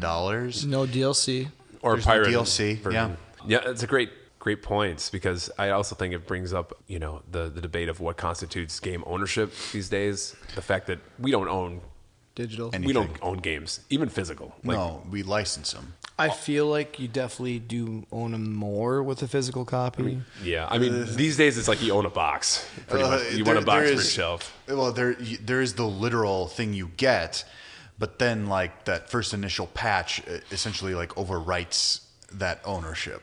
So. Yeah, and a lot of games that are online and need to ping a server to. We might talk about some of that and things that piss us off. Things that, like, that's one of my gripes. Is, right now? Oh no, not yet. Well, it's this whole kind of like ship of Theseus idea. It's just like bring it back to WandaVision. You did like that, dude. You love WandaVision so much. I actually just like the ship of Theseus. You just like Kat Dennings. What is the ship of Theseus? If Kat Dennings has been changed, every part of her body is still was a Kat king Dennings. Theseus was a king in Greek mythology who had a ship, and during the voyages it would constantly need repairs, and the more that he repaired the ship, the less it was like the original ship that he had. So at what point all this like downloading, the fact that no game is complete when it comes out, at what point do you actually get the product anymore? Or at what point is the product the product? Or are you just constantly getting a live service? It's like Schrodinger's PS5. Until Tom opened the box, we don't know if it actually worked. But I know what you're talking about, the philosophy aspect of that. Mm-hmm. I mourn for a lot of this like good content that's just going to kind of fuck off into the ether. The irony of it is that I don't technically care about a lot of these games, because if I haven't played them by now, maybe I never cared to begin with. Yeah. There's something that feels mournful about losing the opportunity. Mm-hmm. Well, this is bound to happen. We all know it. But it's like we had to shut down their Wii store, and it's sad. We've had this conversation before. But we have had time to play the Wii, and we didn't. Whoa. And we shall mourn. Knocking at the door, you open up. It's two Japanese men. We would not like to play. And they slam it on the ground and walk away. Blammo! It's interesting. It's like at what I don't know, what obligation do these companies have, or should they have, to preserve their legacy? Those systems have been dead. It does. I mean, they've been gone for a while. PSP still has quite a following. Like, there's a cult following fan page on Facebook. Like, they are obsessed. It's their favorite thing. And PlayStation certainly, and but they probably already have all those downloaded. But if their PSP takes a crap, but if it takes a crap, then you can't re-download that. No, you bought it. Now, you can download things you bought. If it's not, it's not there anymore. Then no, I was told anything you purchase, you'll be able to download. Is what I read. There's a quick re-download function for a lot of that stuff, because if you have if you sign in with something on the internet, especially your PlayStation Network ID, like there is just like a re-download even with way back to the Xbox 360, you were no longer able to download the DLC for Marvel Ultimate Alliance. But if you go back into your purchase history, I had to do this, and you scroll all the way down to everything you've purchased or downloaded, you can find it and re-download things. It's hidden and it's not easy to find, but at least with that, you were able to. You should be able to go back, and they did clarify that you'd be able to go back and re-download purchases, but I don't know if that applies to everything. DLC or patches. Does that apply? Do you get the version with the latest patch version, or do you just get the base original release version? They should just finish games before they ship them. Maybe you'd think. Honestly, I still want to play that Valkyrie Profile remake that I never touched. Is it one of the best Personas on a PSP or PS Vita? PS Vita is golden. PlayStation 4 or PlayStation 4 golden. Persona 4 golden. Yes. If you ever get a Vita, I've got the physical though, so you're fine. I'll have to borrow one from Kip. What's up, Kip? Kip. Yeah.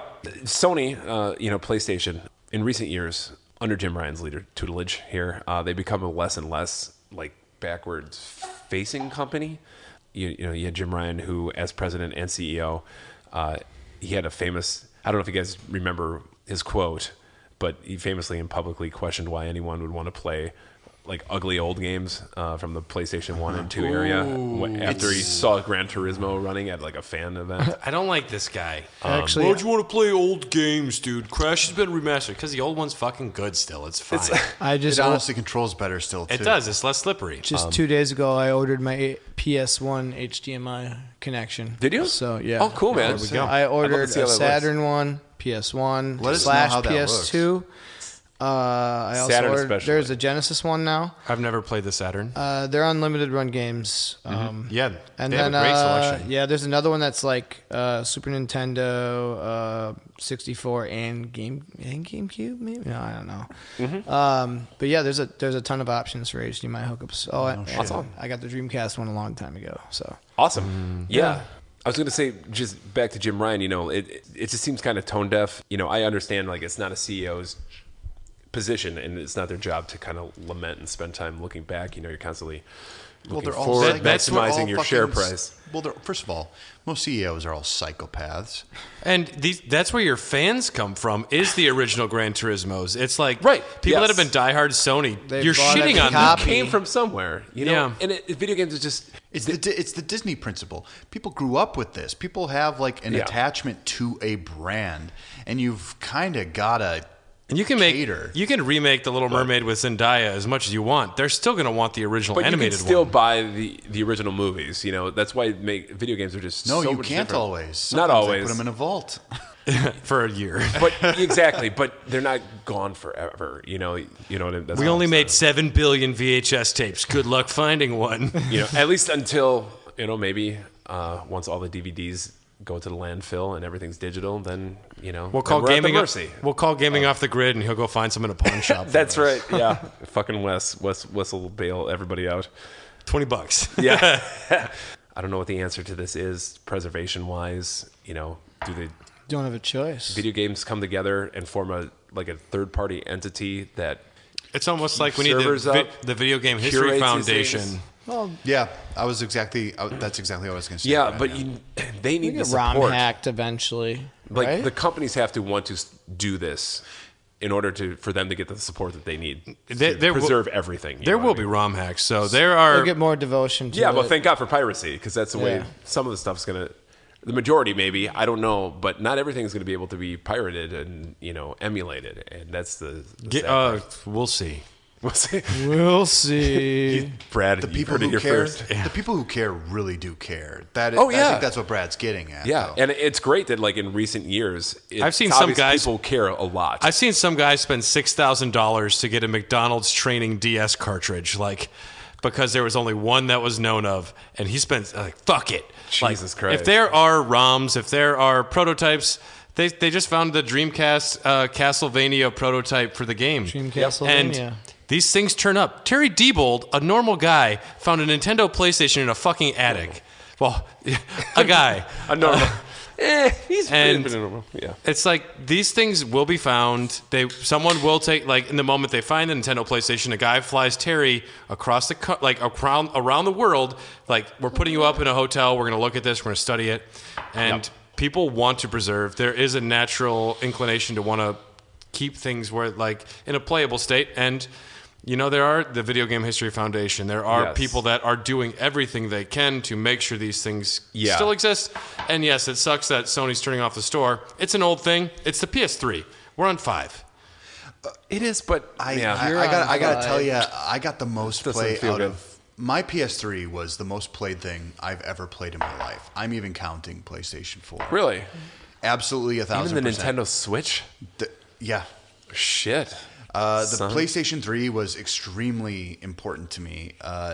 It took me through a real you like that cell took me through a processor. real bad time in my life, and I bought so many of these games, and I got in on it at like 2011. So all the shit I bought was hyper cheap. Just like I didn't even have to think about buying it. I'm like, $10 for Uncharted fucking 2? available to you. Yeah, and that's why my collection is so large. I think I've shown you it once. I've got a huge amount of PlayStation 3 games. I got rid of over half of it, and I got a lot of rare ones, which means my collection, I am more appreciative of it. I don't know. There's something to this, and as discs die, one of the things they never tell you is that even some original PlayStation discs don't run anymore because they deteriorate. Yeah. And this is going to become its own pandemic within the community. I think this is going to be a little bit crazy. Yeah. People are going to be like, you remember this one game? And it's going to be like the age before the internet where everyone has to be like, there's a playthrough online. That's the best we're going to get you. I think it's silly and a little weird, but I don't know. I'm a little sentimental. Some people will have copies that are kept up in a dry, nice spot. But you can't stop bit rot. Yeah. And that's the problem. Like I have a copy of Twisted Metal.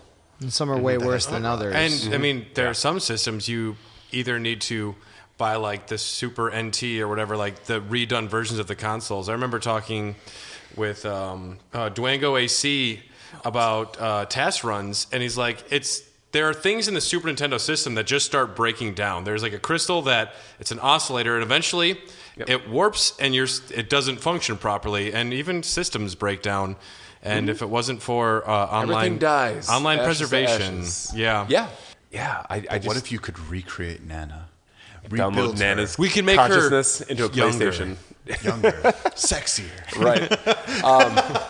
But yeah, I think you somehow... What are we sitting around for? Like, I get it. Let's go remake Nana. It costs money to keep servers up, and I get the conundrum of, does bringing servers offline actually free up capital to save a few jobs here and there? People's livelihood. I was curious, how much does it really cost them? Yeah. I mean, it costs a good deal. I just keep thinking, like, there's got to be like some kind of coalition in the future. We got to get these companies to care.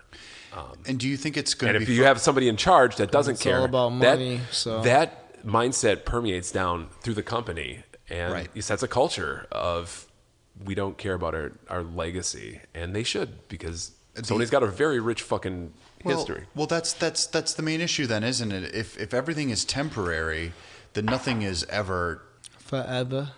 And ever? And yeah, we're talking about DMX now. Sure, Outcast. I guess. Well, nothing is forever, but all dogs go to heaven.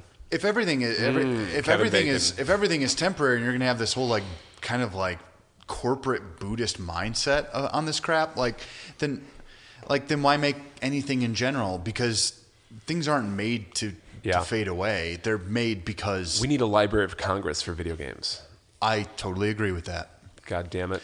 Let's me for Senate. Yes, I'm that'd be your announcing platform. It now. Honestly, it'd be one of them. I'd be like, "Come on, fuckers!" The president for video games. Once we finally have people in Congress who've played fucking Mario, and they're not a bajillion years old. Yeah. Obama, maybe. Biden's too old though.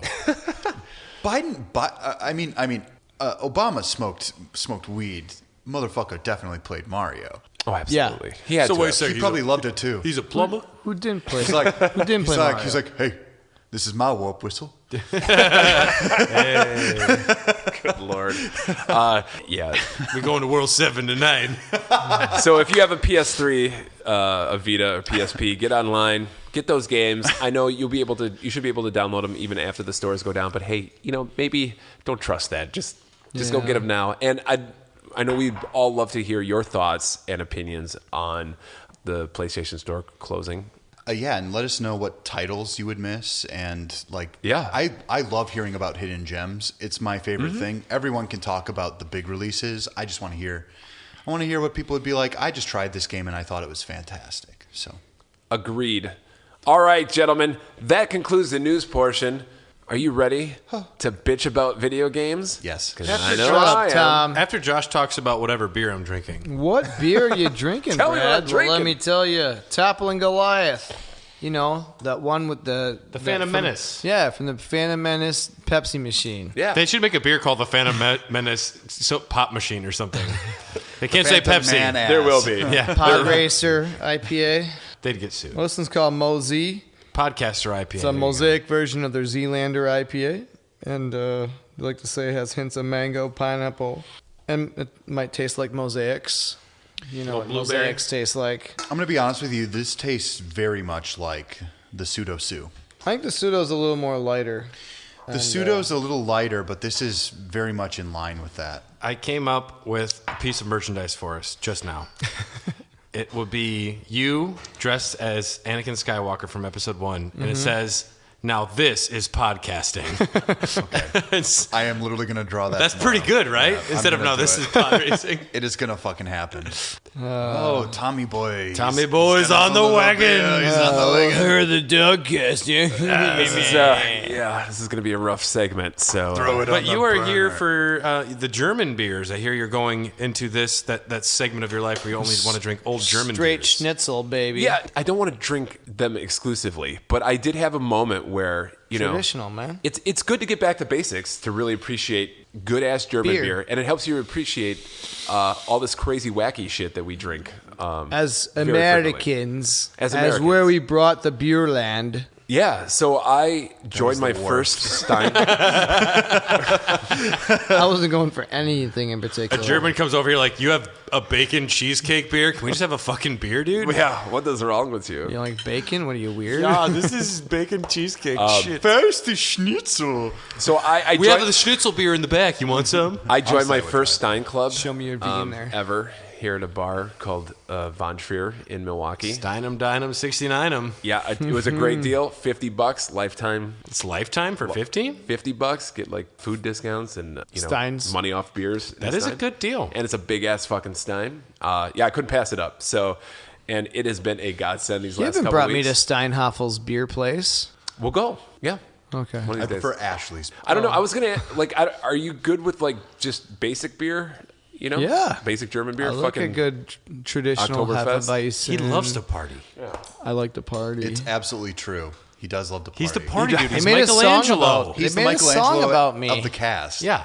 Yeah, dude. glub. You've got yourself a dunkel there, Thomas. Got myself a Dunkel Little Bison. donkey wonky. Yeah, baby. I will say box bore the shit out of me.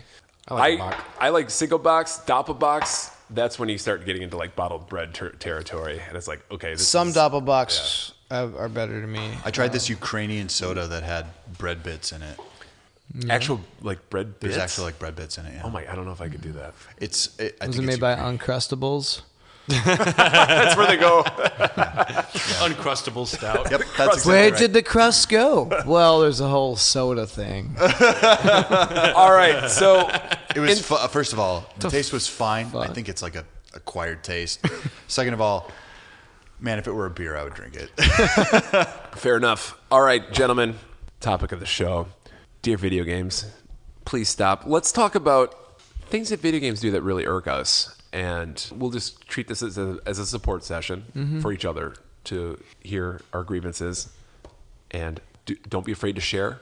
Oh, I won't. No topic is too hot or sensational. Dylan, let's start with you. Do you have one? Long travel segments with witty banter. You dislike Number that. one, I hate it. Walk and I talks? fucking Walk- hate it. I don't the like Sorkins? I don't like the Sorkin walk and talk in video games. I don't like and the I said long- this. What Sorkin show was created that like created All of them. West Wing. West every Wing single- specifically is kind of where Walk and Talk came from. No. It was earlier stuff too. It would be like. I don't know. I like my characters to talk while I'm walking Now, around. hold on. It's something to listen to. Realistic. More about a stare down walk Let kind me of guy. be clear. Yeah. Yeah. Maybe this is a better way to put it. Travel padding. If you're traveling to a place and the traversal is not fun and you're not paying attention to what you're actually doing, and then it's all about just characters being like hup hup, and then like one of the rungs on a ladder breaks and you're like oh, and it means nothing to me. I'm like, this has no sense of actual. You're talking about Aerith.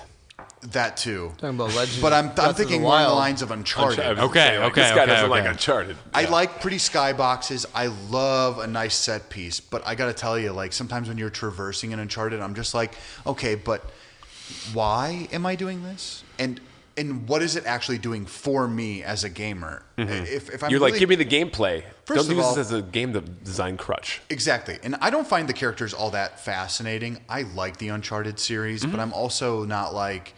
I think the writing's kind of fucking basic. Like, they're not really saying a lot of interesting things. One of the times I actually appreciate it is Red Dead Redemption 2. When you're trotting along on your horse, that game is all about atmosphere. That game is literally about being immersed in this world. So Absolutely. it makes a ton of sense. You're supposed to feel like Arthur Morgan. But in Uncharted, I don't fucking feel like Nathan Drake. Like a homicidal white guy that kills a bunch of brown people. Like or like Russians. It's just like, I don't know, dude. For me, that is probably my number one gripe, because I will literally like look at my phone. And Okay. As I said before, I love Death Stranding. What if they're disseminating like dialogue that moves the story or colors in the story, or is actually like intrinsic to the main story path? I think that it's few and far between. It's few and far between. It's mostly flavor text. It has nothing to do with the actual storytelling. It's like you might understand a character's interaction with another character a little bit more. Yeah. But for the most part, it's just like, oh, we're both climbing up a cliff's wall. I'm just like, okay. And maybe I can tie this in with another one, and it's just bad traversal. I don't like bad traversal in video games. If walking around feels dumb, I'm sorry, your game sucks. Yeah, I would agree with that one as well. Like good locomotion. Good locomotion. It has to have like a kinetic like feel to it. In the same way they call it Spider-Man. I heard it on That's another. the best. Great feel. Just the locomotion is better than the fighting sometimes in Spider-Man. It's better than the game itself. Yeah, Absolutely. Honestly. Yeah. I've heard it described on another podcast. So if I can't remember which one, but if you ever hear it on another one, Hair of the you'll know I got it from Dogcast. that. But they Raw call it dogs. the bubble wrap principle, where it's like in Destiny, the main reason Destiny is still playable is because the shooting and everything feels just so tight and so good. It feels like you're popping bubble wrap. You can get away with the most horse shit everything else Yeah. because the shooting and the locomotion in Destiny feels great. Yep. Yeah. And that's literally what saved it. There is nothing else at the Dinklebot. very least. Just kidding. That wizard came from the moon. Oh God. Oh God. I had a shirt that said that a long time ago. I lost it. Yeah. They came out with those shirts. That's my biggest pet peeve. Don't make shirts out of witting sayings. I got it that from were like memes. I got it from like a T Public, but motherfuckers. Josh, I was 24. Oh, what do you want from me? What do you want from me? what really gets your What, Mr. under Video your Game skin? Man? What do you want? This is Josh R. Video Games you're talking to. What untrips your trigger?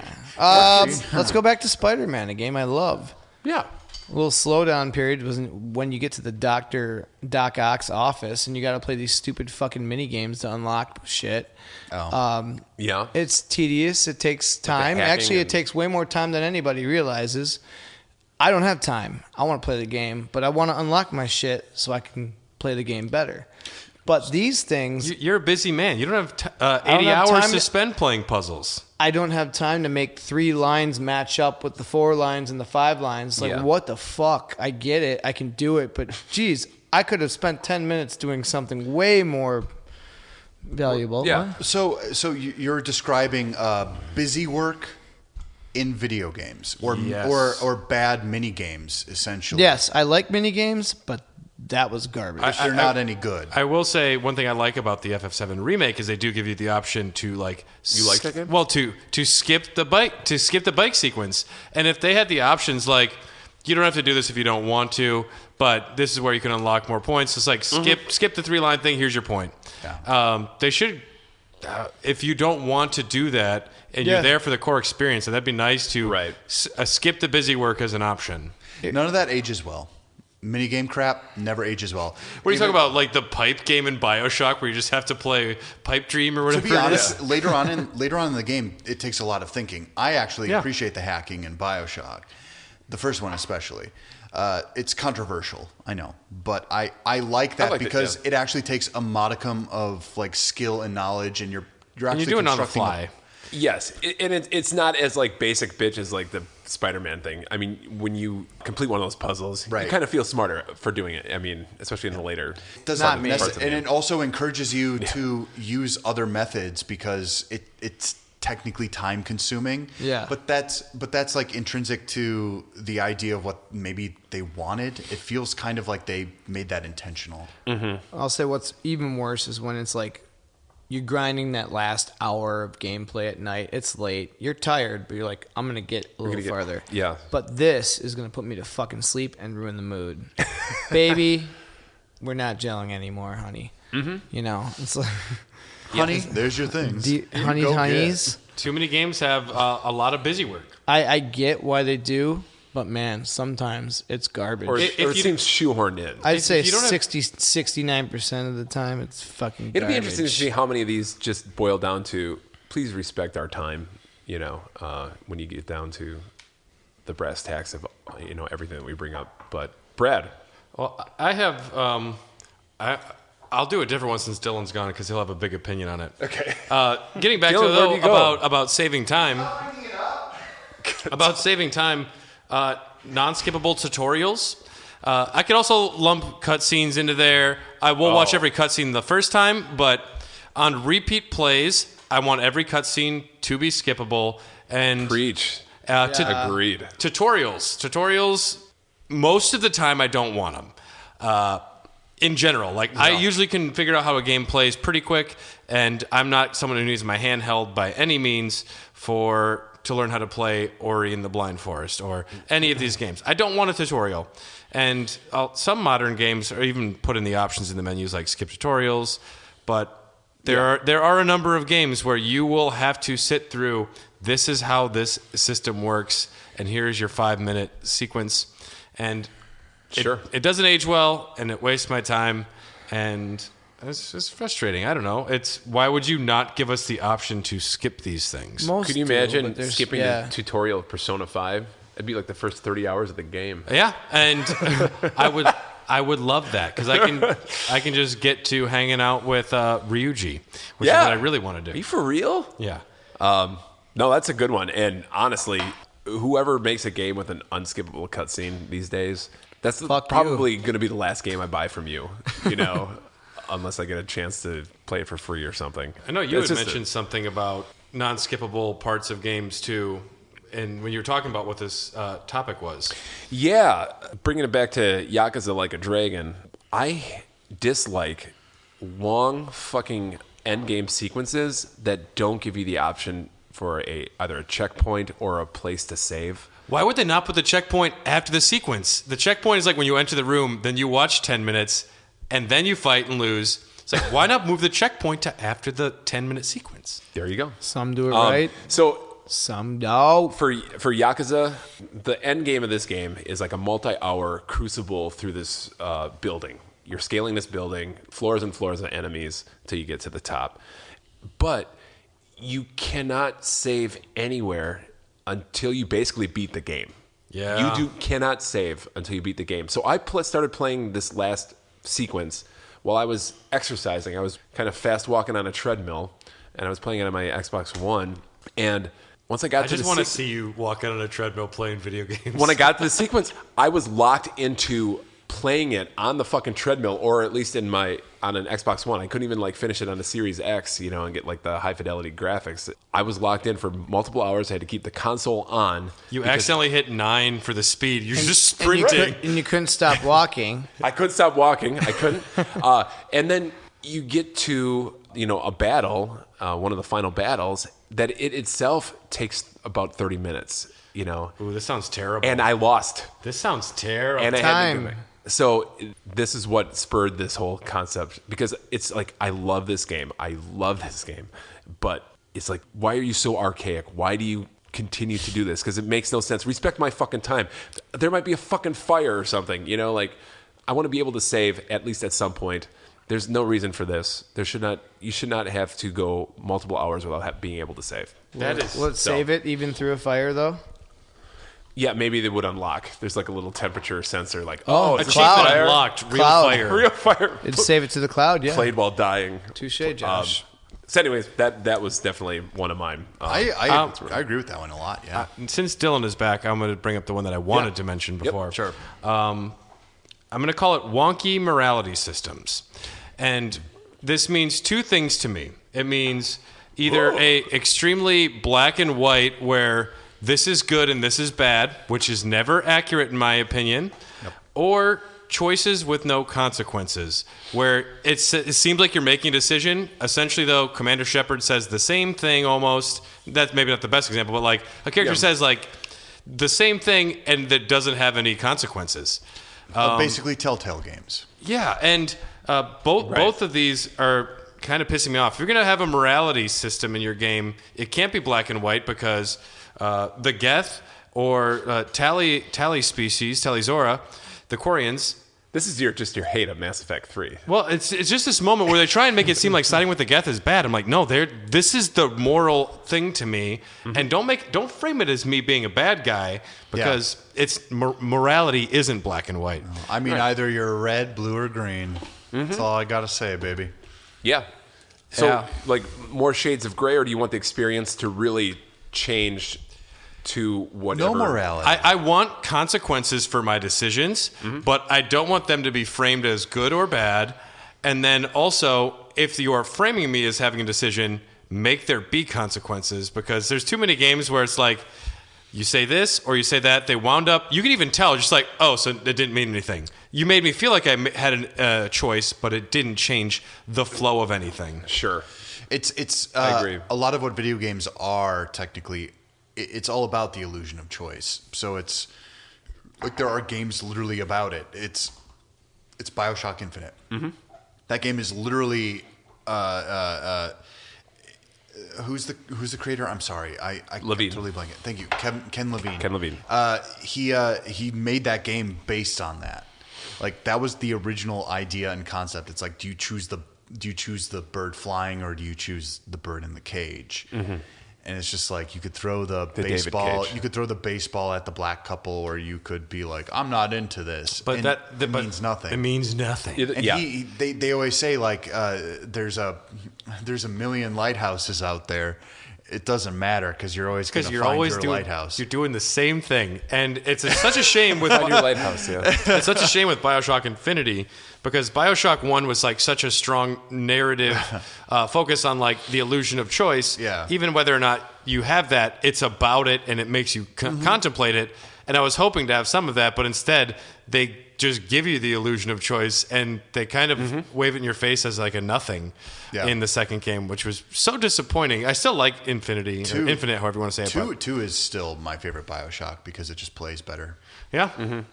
Yeah, I'll give props to games like Man of Medan and Little Hope. What's that? Until Dawn. Until Dawn. I think they do, at least your choices do seem to shape a narrative around them a little bit better. Some games do it right.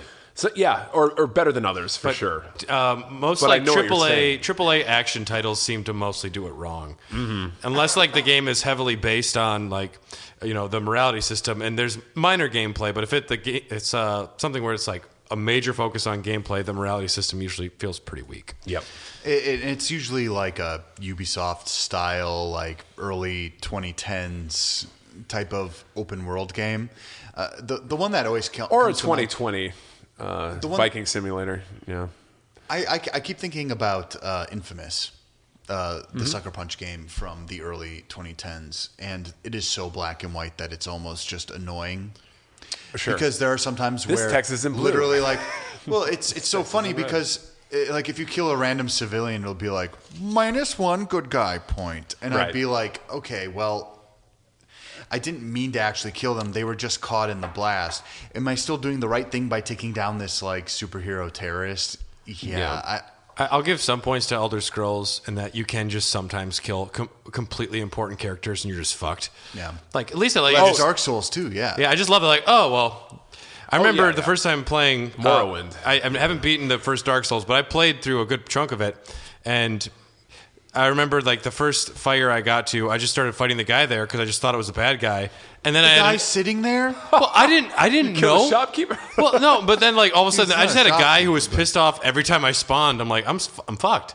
Yeah. Yeah, and I didn't know. Well, that's- but I like that level of openness. I did kill the shopkeeper Which one? in Dark Souls. Yeah. Which one? He was in Undeadburg. You're supposed to kill him to get the cool sword. Okay, After you well, I buy got all a the cool shit that's sword, worthwhile. but I fucked myself out of just having a place to get items. You know what I mean? Yeah, So- he kind of looks ugly, to be fair. Yeah. He kind of looks Oh, scary. maybe I was in the right. I changed my mind. Kind of looks ugly. You should kill him. Yeah, dude. Josh, how about you? What do you got? Yeah. Whoa, right. There's no after- yawning at podcasting. Jeez. I got decent sleep last night. Good for you. Sometimes like when you start a new game and you need to create your profile character right away. Sometimes it works fine. Sometimes it doesn't. Sometimes it doesn't. Yeah. I kind of lose interest. You just want to get into the game. Oh, like give me a random. Yeah, honestly, I have nothing on top of my head. Just rando handsome. Well, just like anything. or just like give me a half an hour of the game to get invested and into before I have to spend a half an hour at character creation. Yeah, Well, let it's me all- know if this game is worth my time to. It's also like, really. oh, you weren't created enough to create your own character for this game. Right. Yeah. No, I am Duke the guy, and I have a regular face. And I nuke him. Yep. microwaves. Honestly, this is a complaint from a lot of people that I've heard. Just people who have just been getting back into modern games. Our buddy Matt at Better in 3D, he actually. Fuck you, Matt. He's like, he's literally. Thank you. He's literally just like, why can't I just play the game? And I'm like, there should just be like a decent default option. Yeah. In any game. Or how about Because not if you every don't care- game has to have a character fucking creator? I You know agree what I with mean? that. I do. And I also think, for the most part, I'm a fan of character creators because I prefer immersion. So I always make like a kind of chubby guy with a beard because it's like... Because it looks like I wanna- Mario. Like who? Like Mario. Yeah, exactly. And so like I'm just like, well, that helps me with the immersion. There's a part of me that makes it makes the game feel a little more important to me. But there should be an option for those people. Just like, I just want default A. There should be a default that is always like, I don't know, like very like just even like just like attractive or like just appealing. I had the urge to try Anthem on Game Pass not long ago, and I started it up, and it had like a real like intense like character start screen. I was like, I want to try your game for 20 minutes. I am not going to do this before I try your game. You have to hook If me. it takes like an hour, it's like, fuck. And if your hook's not in the first 20 minutes, I'm not going to give you my time, especially for Anthem. Yeah, exactly. I mean, yeah, I think I like your approach to that. Like, let me play the game first before I know it's something I want to invest the time into making a character for. I think with a lot of games there are some like that know that they're so good that they don't have to give a shit about how you feel about it. But I tried to play the Surge 2. Okay. Which is a Dark Souls like about like based off the soda. Yeah. Lots of hyperactive children. And it's a Dark Souls like, and it's about like hacking off robot parts and like modifying yourself based on that. And I had played the original Surge 1 and I was into it just because I wanted anything Dark Souls like. But this time I was literally just like, okay, he's got a beard. His hair, I don't know, man. That one looks fine. And I spent so much time doing it that when I got into the game, I was suddenly just like, I don't care. I don't give a fuck about this. Right. Like, I immediately was just bored. And I think that's funny, where you were coming from. It's funny sometimes when you play a game and you haven't looked at what your character looks like for 20 or 30 hours. It just happened to me in Bloodborne. And all of a sudden I was like, oh yeah, I have glasses and a beard. Right. Or you spent... Because you're looking at your back most of the time. It doesn't matter. Or you got a helmet on or something through the game, and it doesn't matter what your face looks like anyways, like Elder Scrolls, you know? Yeah. But it's still cool. I like that the option is there, but they should have more options for people who just don't give a fuck. Yep. That's actually maybe It is Sets. intimidating when you just see like 50 sliders. Yeah. the brow length, the brow width, like the tilt nose of your line, eyeball. the tilt of the nose. I ain't a That's- plastic that's- surgeon. Give me a when face. That's when I quit. Yeah. Like I quit when I see that, or I just go with the basic like weird looking dude. I will You're not say wrong. though, Star Wars Squadrons. We went online to play. I was with Jamie and Dom, and they have like 10 default character sets, and literally every one of us was the white guy with some facial hair. And it's like, well, they also don't give you for free without experience other races. You have to be just a human. Yeah. And it's like, give us some fucking... I want to be an alien species. I want to be a Toydarian, you know? Right. I usually just go opposite of what I am. I'm playing the TIE Fighter. You did that mind tricks, doesn't work on me. Dylan, do you have another one? To share with the group? Honestly, my other one was really bad mini games. I find them to be completely inane. The same way that Josh does. It's just like, if you're going to waste my time here, then what the fuck am I doing? One of the few things I had in the Final Fantasy VII Remake was that if you're not embracing your core gameplay loop, you're already losing. Because for me, the games I truly love are the ones about that gameplay loop. If you're not embracing it at all times and you're trying to distract me from it, that seems like it's just poor form. Okay.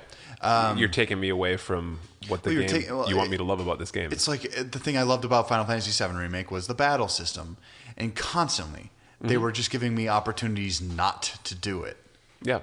So, you never know. I mean, I can tolerate a lot in video games, but the older I get, the less I am. I've got no business being like, oh, you want me to snowboard now? Oh, I've never snowboarded in this game before? Now we're just going to get you right into it. That snowboarding sequence is coming. I don't want gold saucer. It's going to be amazing. I don't care for gold saucer. Just kidding. At all. I hear what you're saying, though. It's just like, I want to fight. I want to earn experience points. I want to do what the game literally is. Tell me a story. And if you have like side diversions, I'm fine with it. In Yakuza, that's a good example of where the diversions actually make the world unique. Oh, yes. Experienceable. Like you go to the Sega arcade and you play like Space Harrier. There's so much cool shit that they do in Yakuza. Yeah, exactly. Yeah. But it's such a small map, but it's so littered with things to do that's when it works. Yeah. But when you have something on a grand scale and suddenly you're just like, now your character can do this. Hey, did you know he could like base jump really well? Right. It's just like, I don't. You just reveal this now? Come on. I don't fucking care. Yeah. Like, and if you couldn't tell if you're putting it in the game, have it be intrinsic to the game, or keep it out, because in 7 there's the snowboarding scene. You get points, I guess. That's it. Sure. Don't make it mandatory. That's all I'm saying. Don't make the mini games mandatory. I actually agree with Josh on that one. Make it a mobile spin-off. Yeah. Cheers, bud. Make it a mobile spin-off where I have to fucking snowboard. I don't give a shit. I won't touch it. Give me those microtransactions. Yeah, babe. Yeah. How about you? Yeah, I got one that kind of pertains to some of the new gen consoles that we have. So now that these consoles have kind of the super fast SSDs, and even PC have been dealing with this for a while, developers can no longer rely on disseminating information or putting their manuals on loading screens, because many of these games, they load so fast. Or they're not even there. Like Miles Morales is like, holy shit. Still shocked at like how quickly that game loads. If you want to use this web shooter, wait, what? But I'm talking specifically, Assassin's Creed Valhalla. Like, Ubisoft loves to just basically give you the game manual piecemeal through the loading screens. And on a normal console, those games take minutes to load. On the Series X, it takes about 5-10 seconds. And I mean, I literally lost out on a full game mechanic that I had no idea existed, because it was loading too quick. It was a tooltip, on the loading screen. Can I ask what it was? It was something with the settlement minigame, or your settlement building is huge in that game. It's like the kind of the core of that game. And it was something with the upgrading where I had no idea. It just, until one day, it just happened that tooltip showed up in the 5 seconds, and I just caught it before it like disappeared. I'm like, are you fucking kidding me? Like, I've done it a million times. So I don't know what the answer to this is. If it's unfortunately longer tutorials, or just a way to organically bring up these things in the game well, in a better fashion. So it's something they have to solve because, I mean, I think Yakuza actually introduced a patch that made the loading screens longer just so... That's terrible. You could... learn more? Learn more, yeah, exactly. There is something to be said about like the downtime. As long as they give you something to do while you're doing it. Like if you've... Like Skyrim famously has the... Now, I got the PS3 version when it first came out.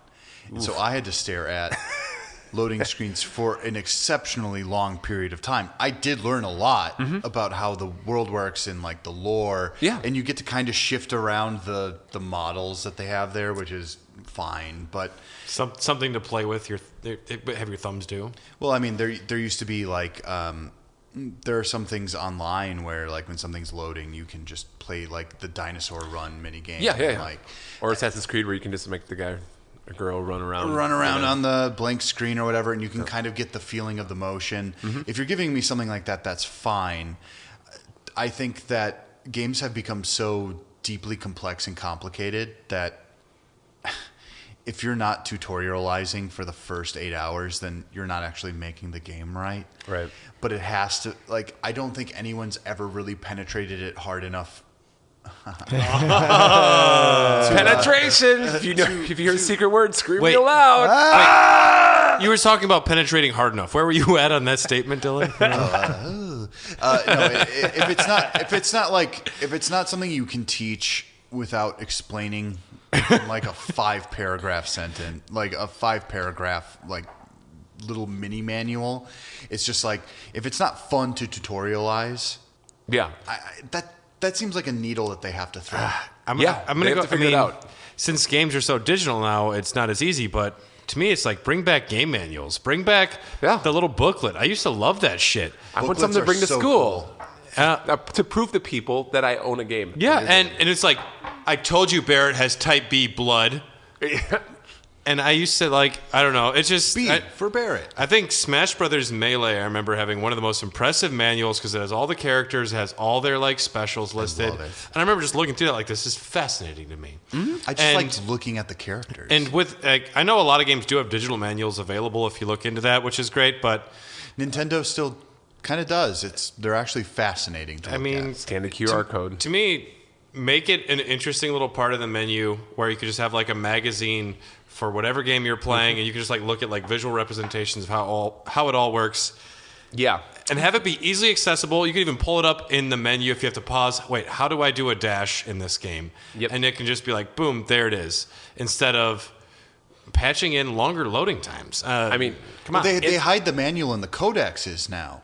It's literally something you have to like seek out on your own. So like if you want to learn something about movement, there'll be a section on a subsection for movement. Yeah. And then you look into it, and who actually does that? I'm really not sure, because I just get a feel for a game and I roll with it. Yeah, it'll be interesting to see how they solve it, because I can see, a fighting game, here's a move list, here's a booklet. But some of these games like Assassin's Creed or these bigger RPGs that have so many systems, and we were talking about Persona 5, that game is teaching you things literally like 20 hours in. You're still getting tutorial fucking messages, And, it's how do you keep giving tutorial messages? Also, first of all, it's firstly that.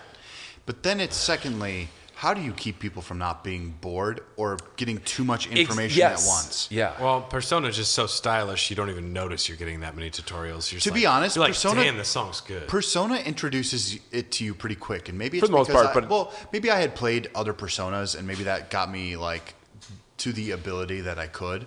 Like immediately, just like I understand the battle. Bufu, mabufu. I I didn't need Moto to explain like this is how a dungeon works. I'm like, I kind of get it.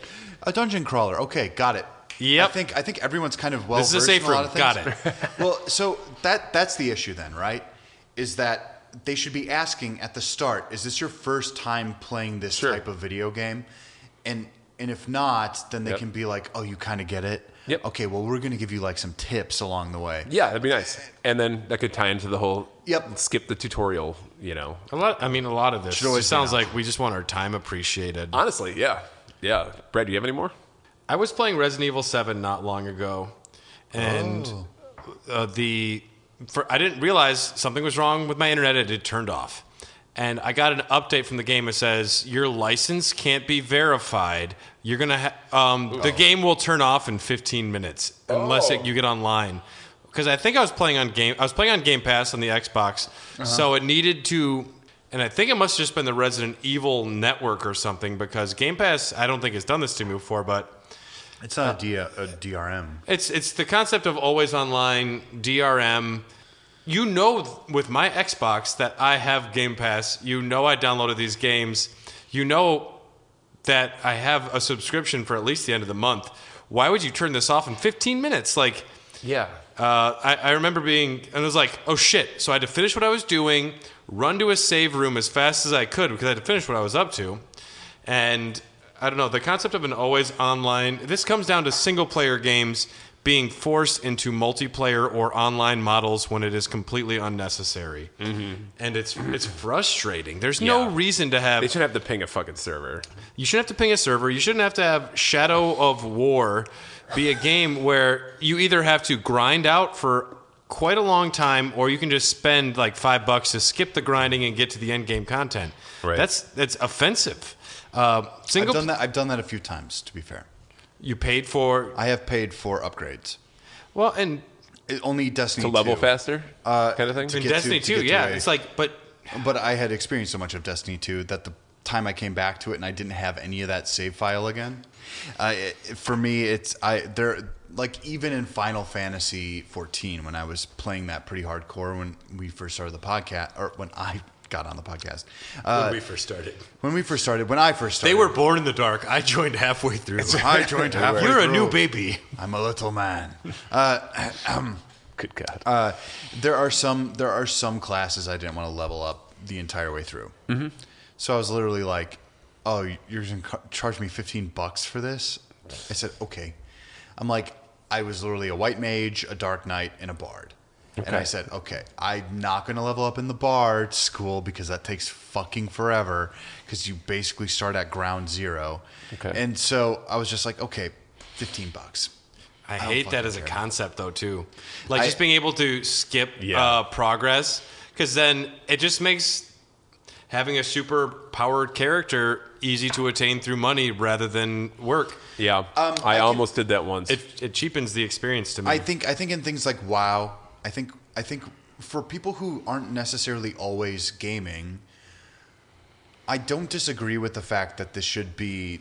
There's no like fluid way to make this happen. To me, if you get one character to max level 75, whatever it is, sure. After that, you should get like double experience points for other characters from then on up to that. That's actually a really good idea. Yeah, and then you can did your time. You deserve a little boost. I've been playing a lot of 7 Remake up until recently, and you played it 3 times all the way. Well, you get like double or triple AP on materia after you beat the game when you play through, so everything levels up fast, and it's like great. Just get that shit up because you already did your time. Yep. And if you've already maxed out White Mage, give just double experience. That way, someone doesn't have to spend $15. They can just keep playing the game and still have an experience as a bard and work him up. But I maxed out White Mage quick. I was full on to that. Yeah. First of all, if you're new, I do have to give an advice to our friends if they're listening. If you're going to play an MMO, just be the healer. Everyone loves you, and everyone forgives you if you fall. It's a hot tip, man. Yeah. I will say also, pretend you're a woman. It'll get you free shit like crazy. Yeah. I'm typing like, ooh la la, look at my titties. You boys are crazy. I say that as a man. Winky face. I will say, please let me invert the y-axis always, every game. Just learn the new thing. This means nothing to me. This is an accessibility issue. I'm not even lying. You want it to feel like an airplane at all times? Well, no. That's the way he plays. That's the way I play. That's the way my brain is wired down. There should be a hard, like, wired version into Xbox settings or PlayStation settings where even if the game doesn't have it, you could just go into the settings of the system. Xbox used to have that. I don't know if they brought it back yet, but that has been an oft requested feature. Have they done a study? What percentage of people are weird? So they are doing a study currently. They should. I don't know the percentage, but yeah. So all of the Dogcast is ranked weird, though. We are, yeah. One of the things I find fascinating about that too is that if you're playing on like a computer, you can literally download a program that lets you remap your controller at any given time. You got to pay for it the first time. But I have it because sometimes they release these games and it's literally just like, well, that's not even how the original game played. And most button configurations are still about the fucking same thing that they've always been. So I would agree. Is your issue then just remapping? Yeah. Yeah. When games don't have the option, and I'll be honest, like most of them, the ones that I do play it's the odd Nintendo usually is the culprit. They just say, no, this is what you got. Mario plays this way. Right. Remember, it used to play the way you liked it, but now it doesn't. Okay, and then we'll patch it, back in when enough people fucking like cry about it. But it's like, it does not take hardly any programming to just add that in as an option for us dinosaurs until we all die, and then you can go your normal mapped fucking way. That's only 20 years away. Oh, you're being optimistic, buddy. Jesus. You'll live longer than I do. You're fine. Does anybody else have one they want to share? Limited save slots, characters with amnesia, and permanently missable items.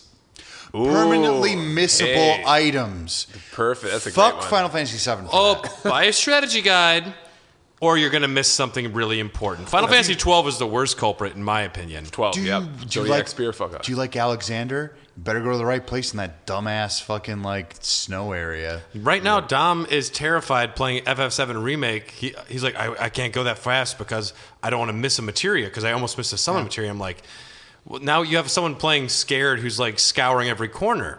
You don't want that. You want someone to enjoy their time. Yeah. The FOMO You guys is enjoy real. those games? Very much. Brad does. I played it. I fucking played it. I liked it. I did. I like did. you. Shut up. I did. I loved it. You had 3 episodes. I love you. You do like it. I do like it.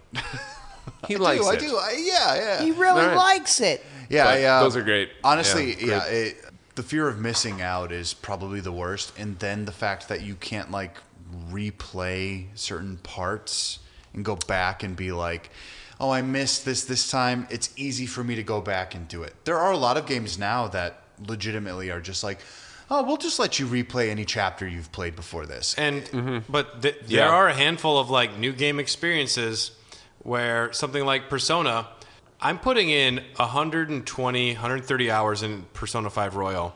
And I was warned, like, just make sure you do these couple things, otherwise you won't get the endgame content. I'm like, I might not get the endgame content after putting in 100 hours. There's some things I could do wrong. Such bullshit. That's extremely Sounds rough. like a bad game. And it is one of the best games I've ever played, and I'm waiting for 8 LPs to show up for the entire soundtrack. I'm excited. Jesus Christ, you bought it? I bought the 5, and then I bought the 3 LP Royal. And pretty good. I'm All very right. excited Well, about it. guys, we will revisit this topic, I'm sure, down the road because they keep making games.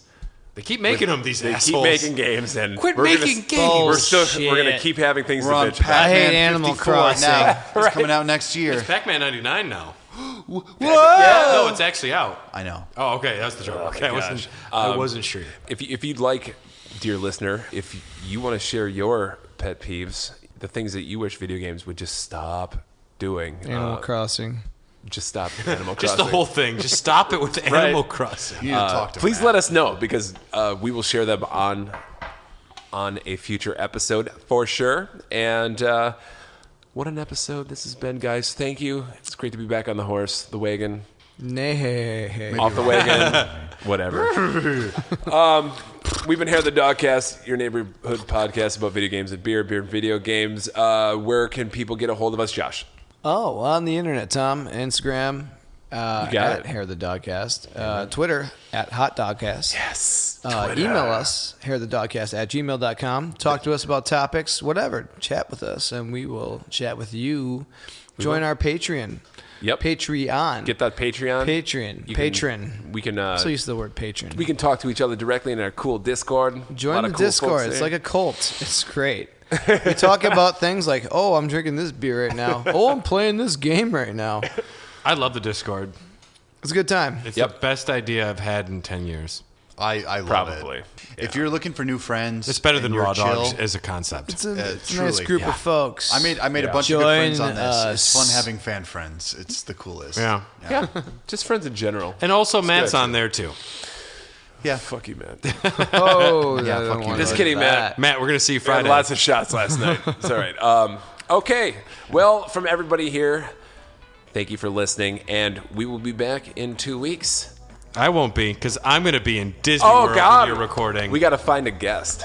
We got to find a new guest, Brad. A new or Brad. do I I, know Dom's dress up always like available. Brad and pretend to be Brad? I would go with Dom. Dom is the perfect. But yeah, I'm going to go see Donald and Mickey and Goofy. As Hi, I'm Mickey Mouse. I talk like this.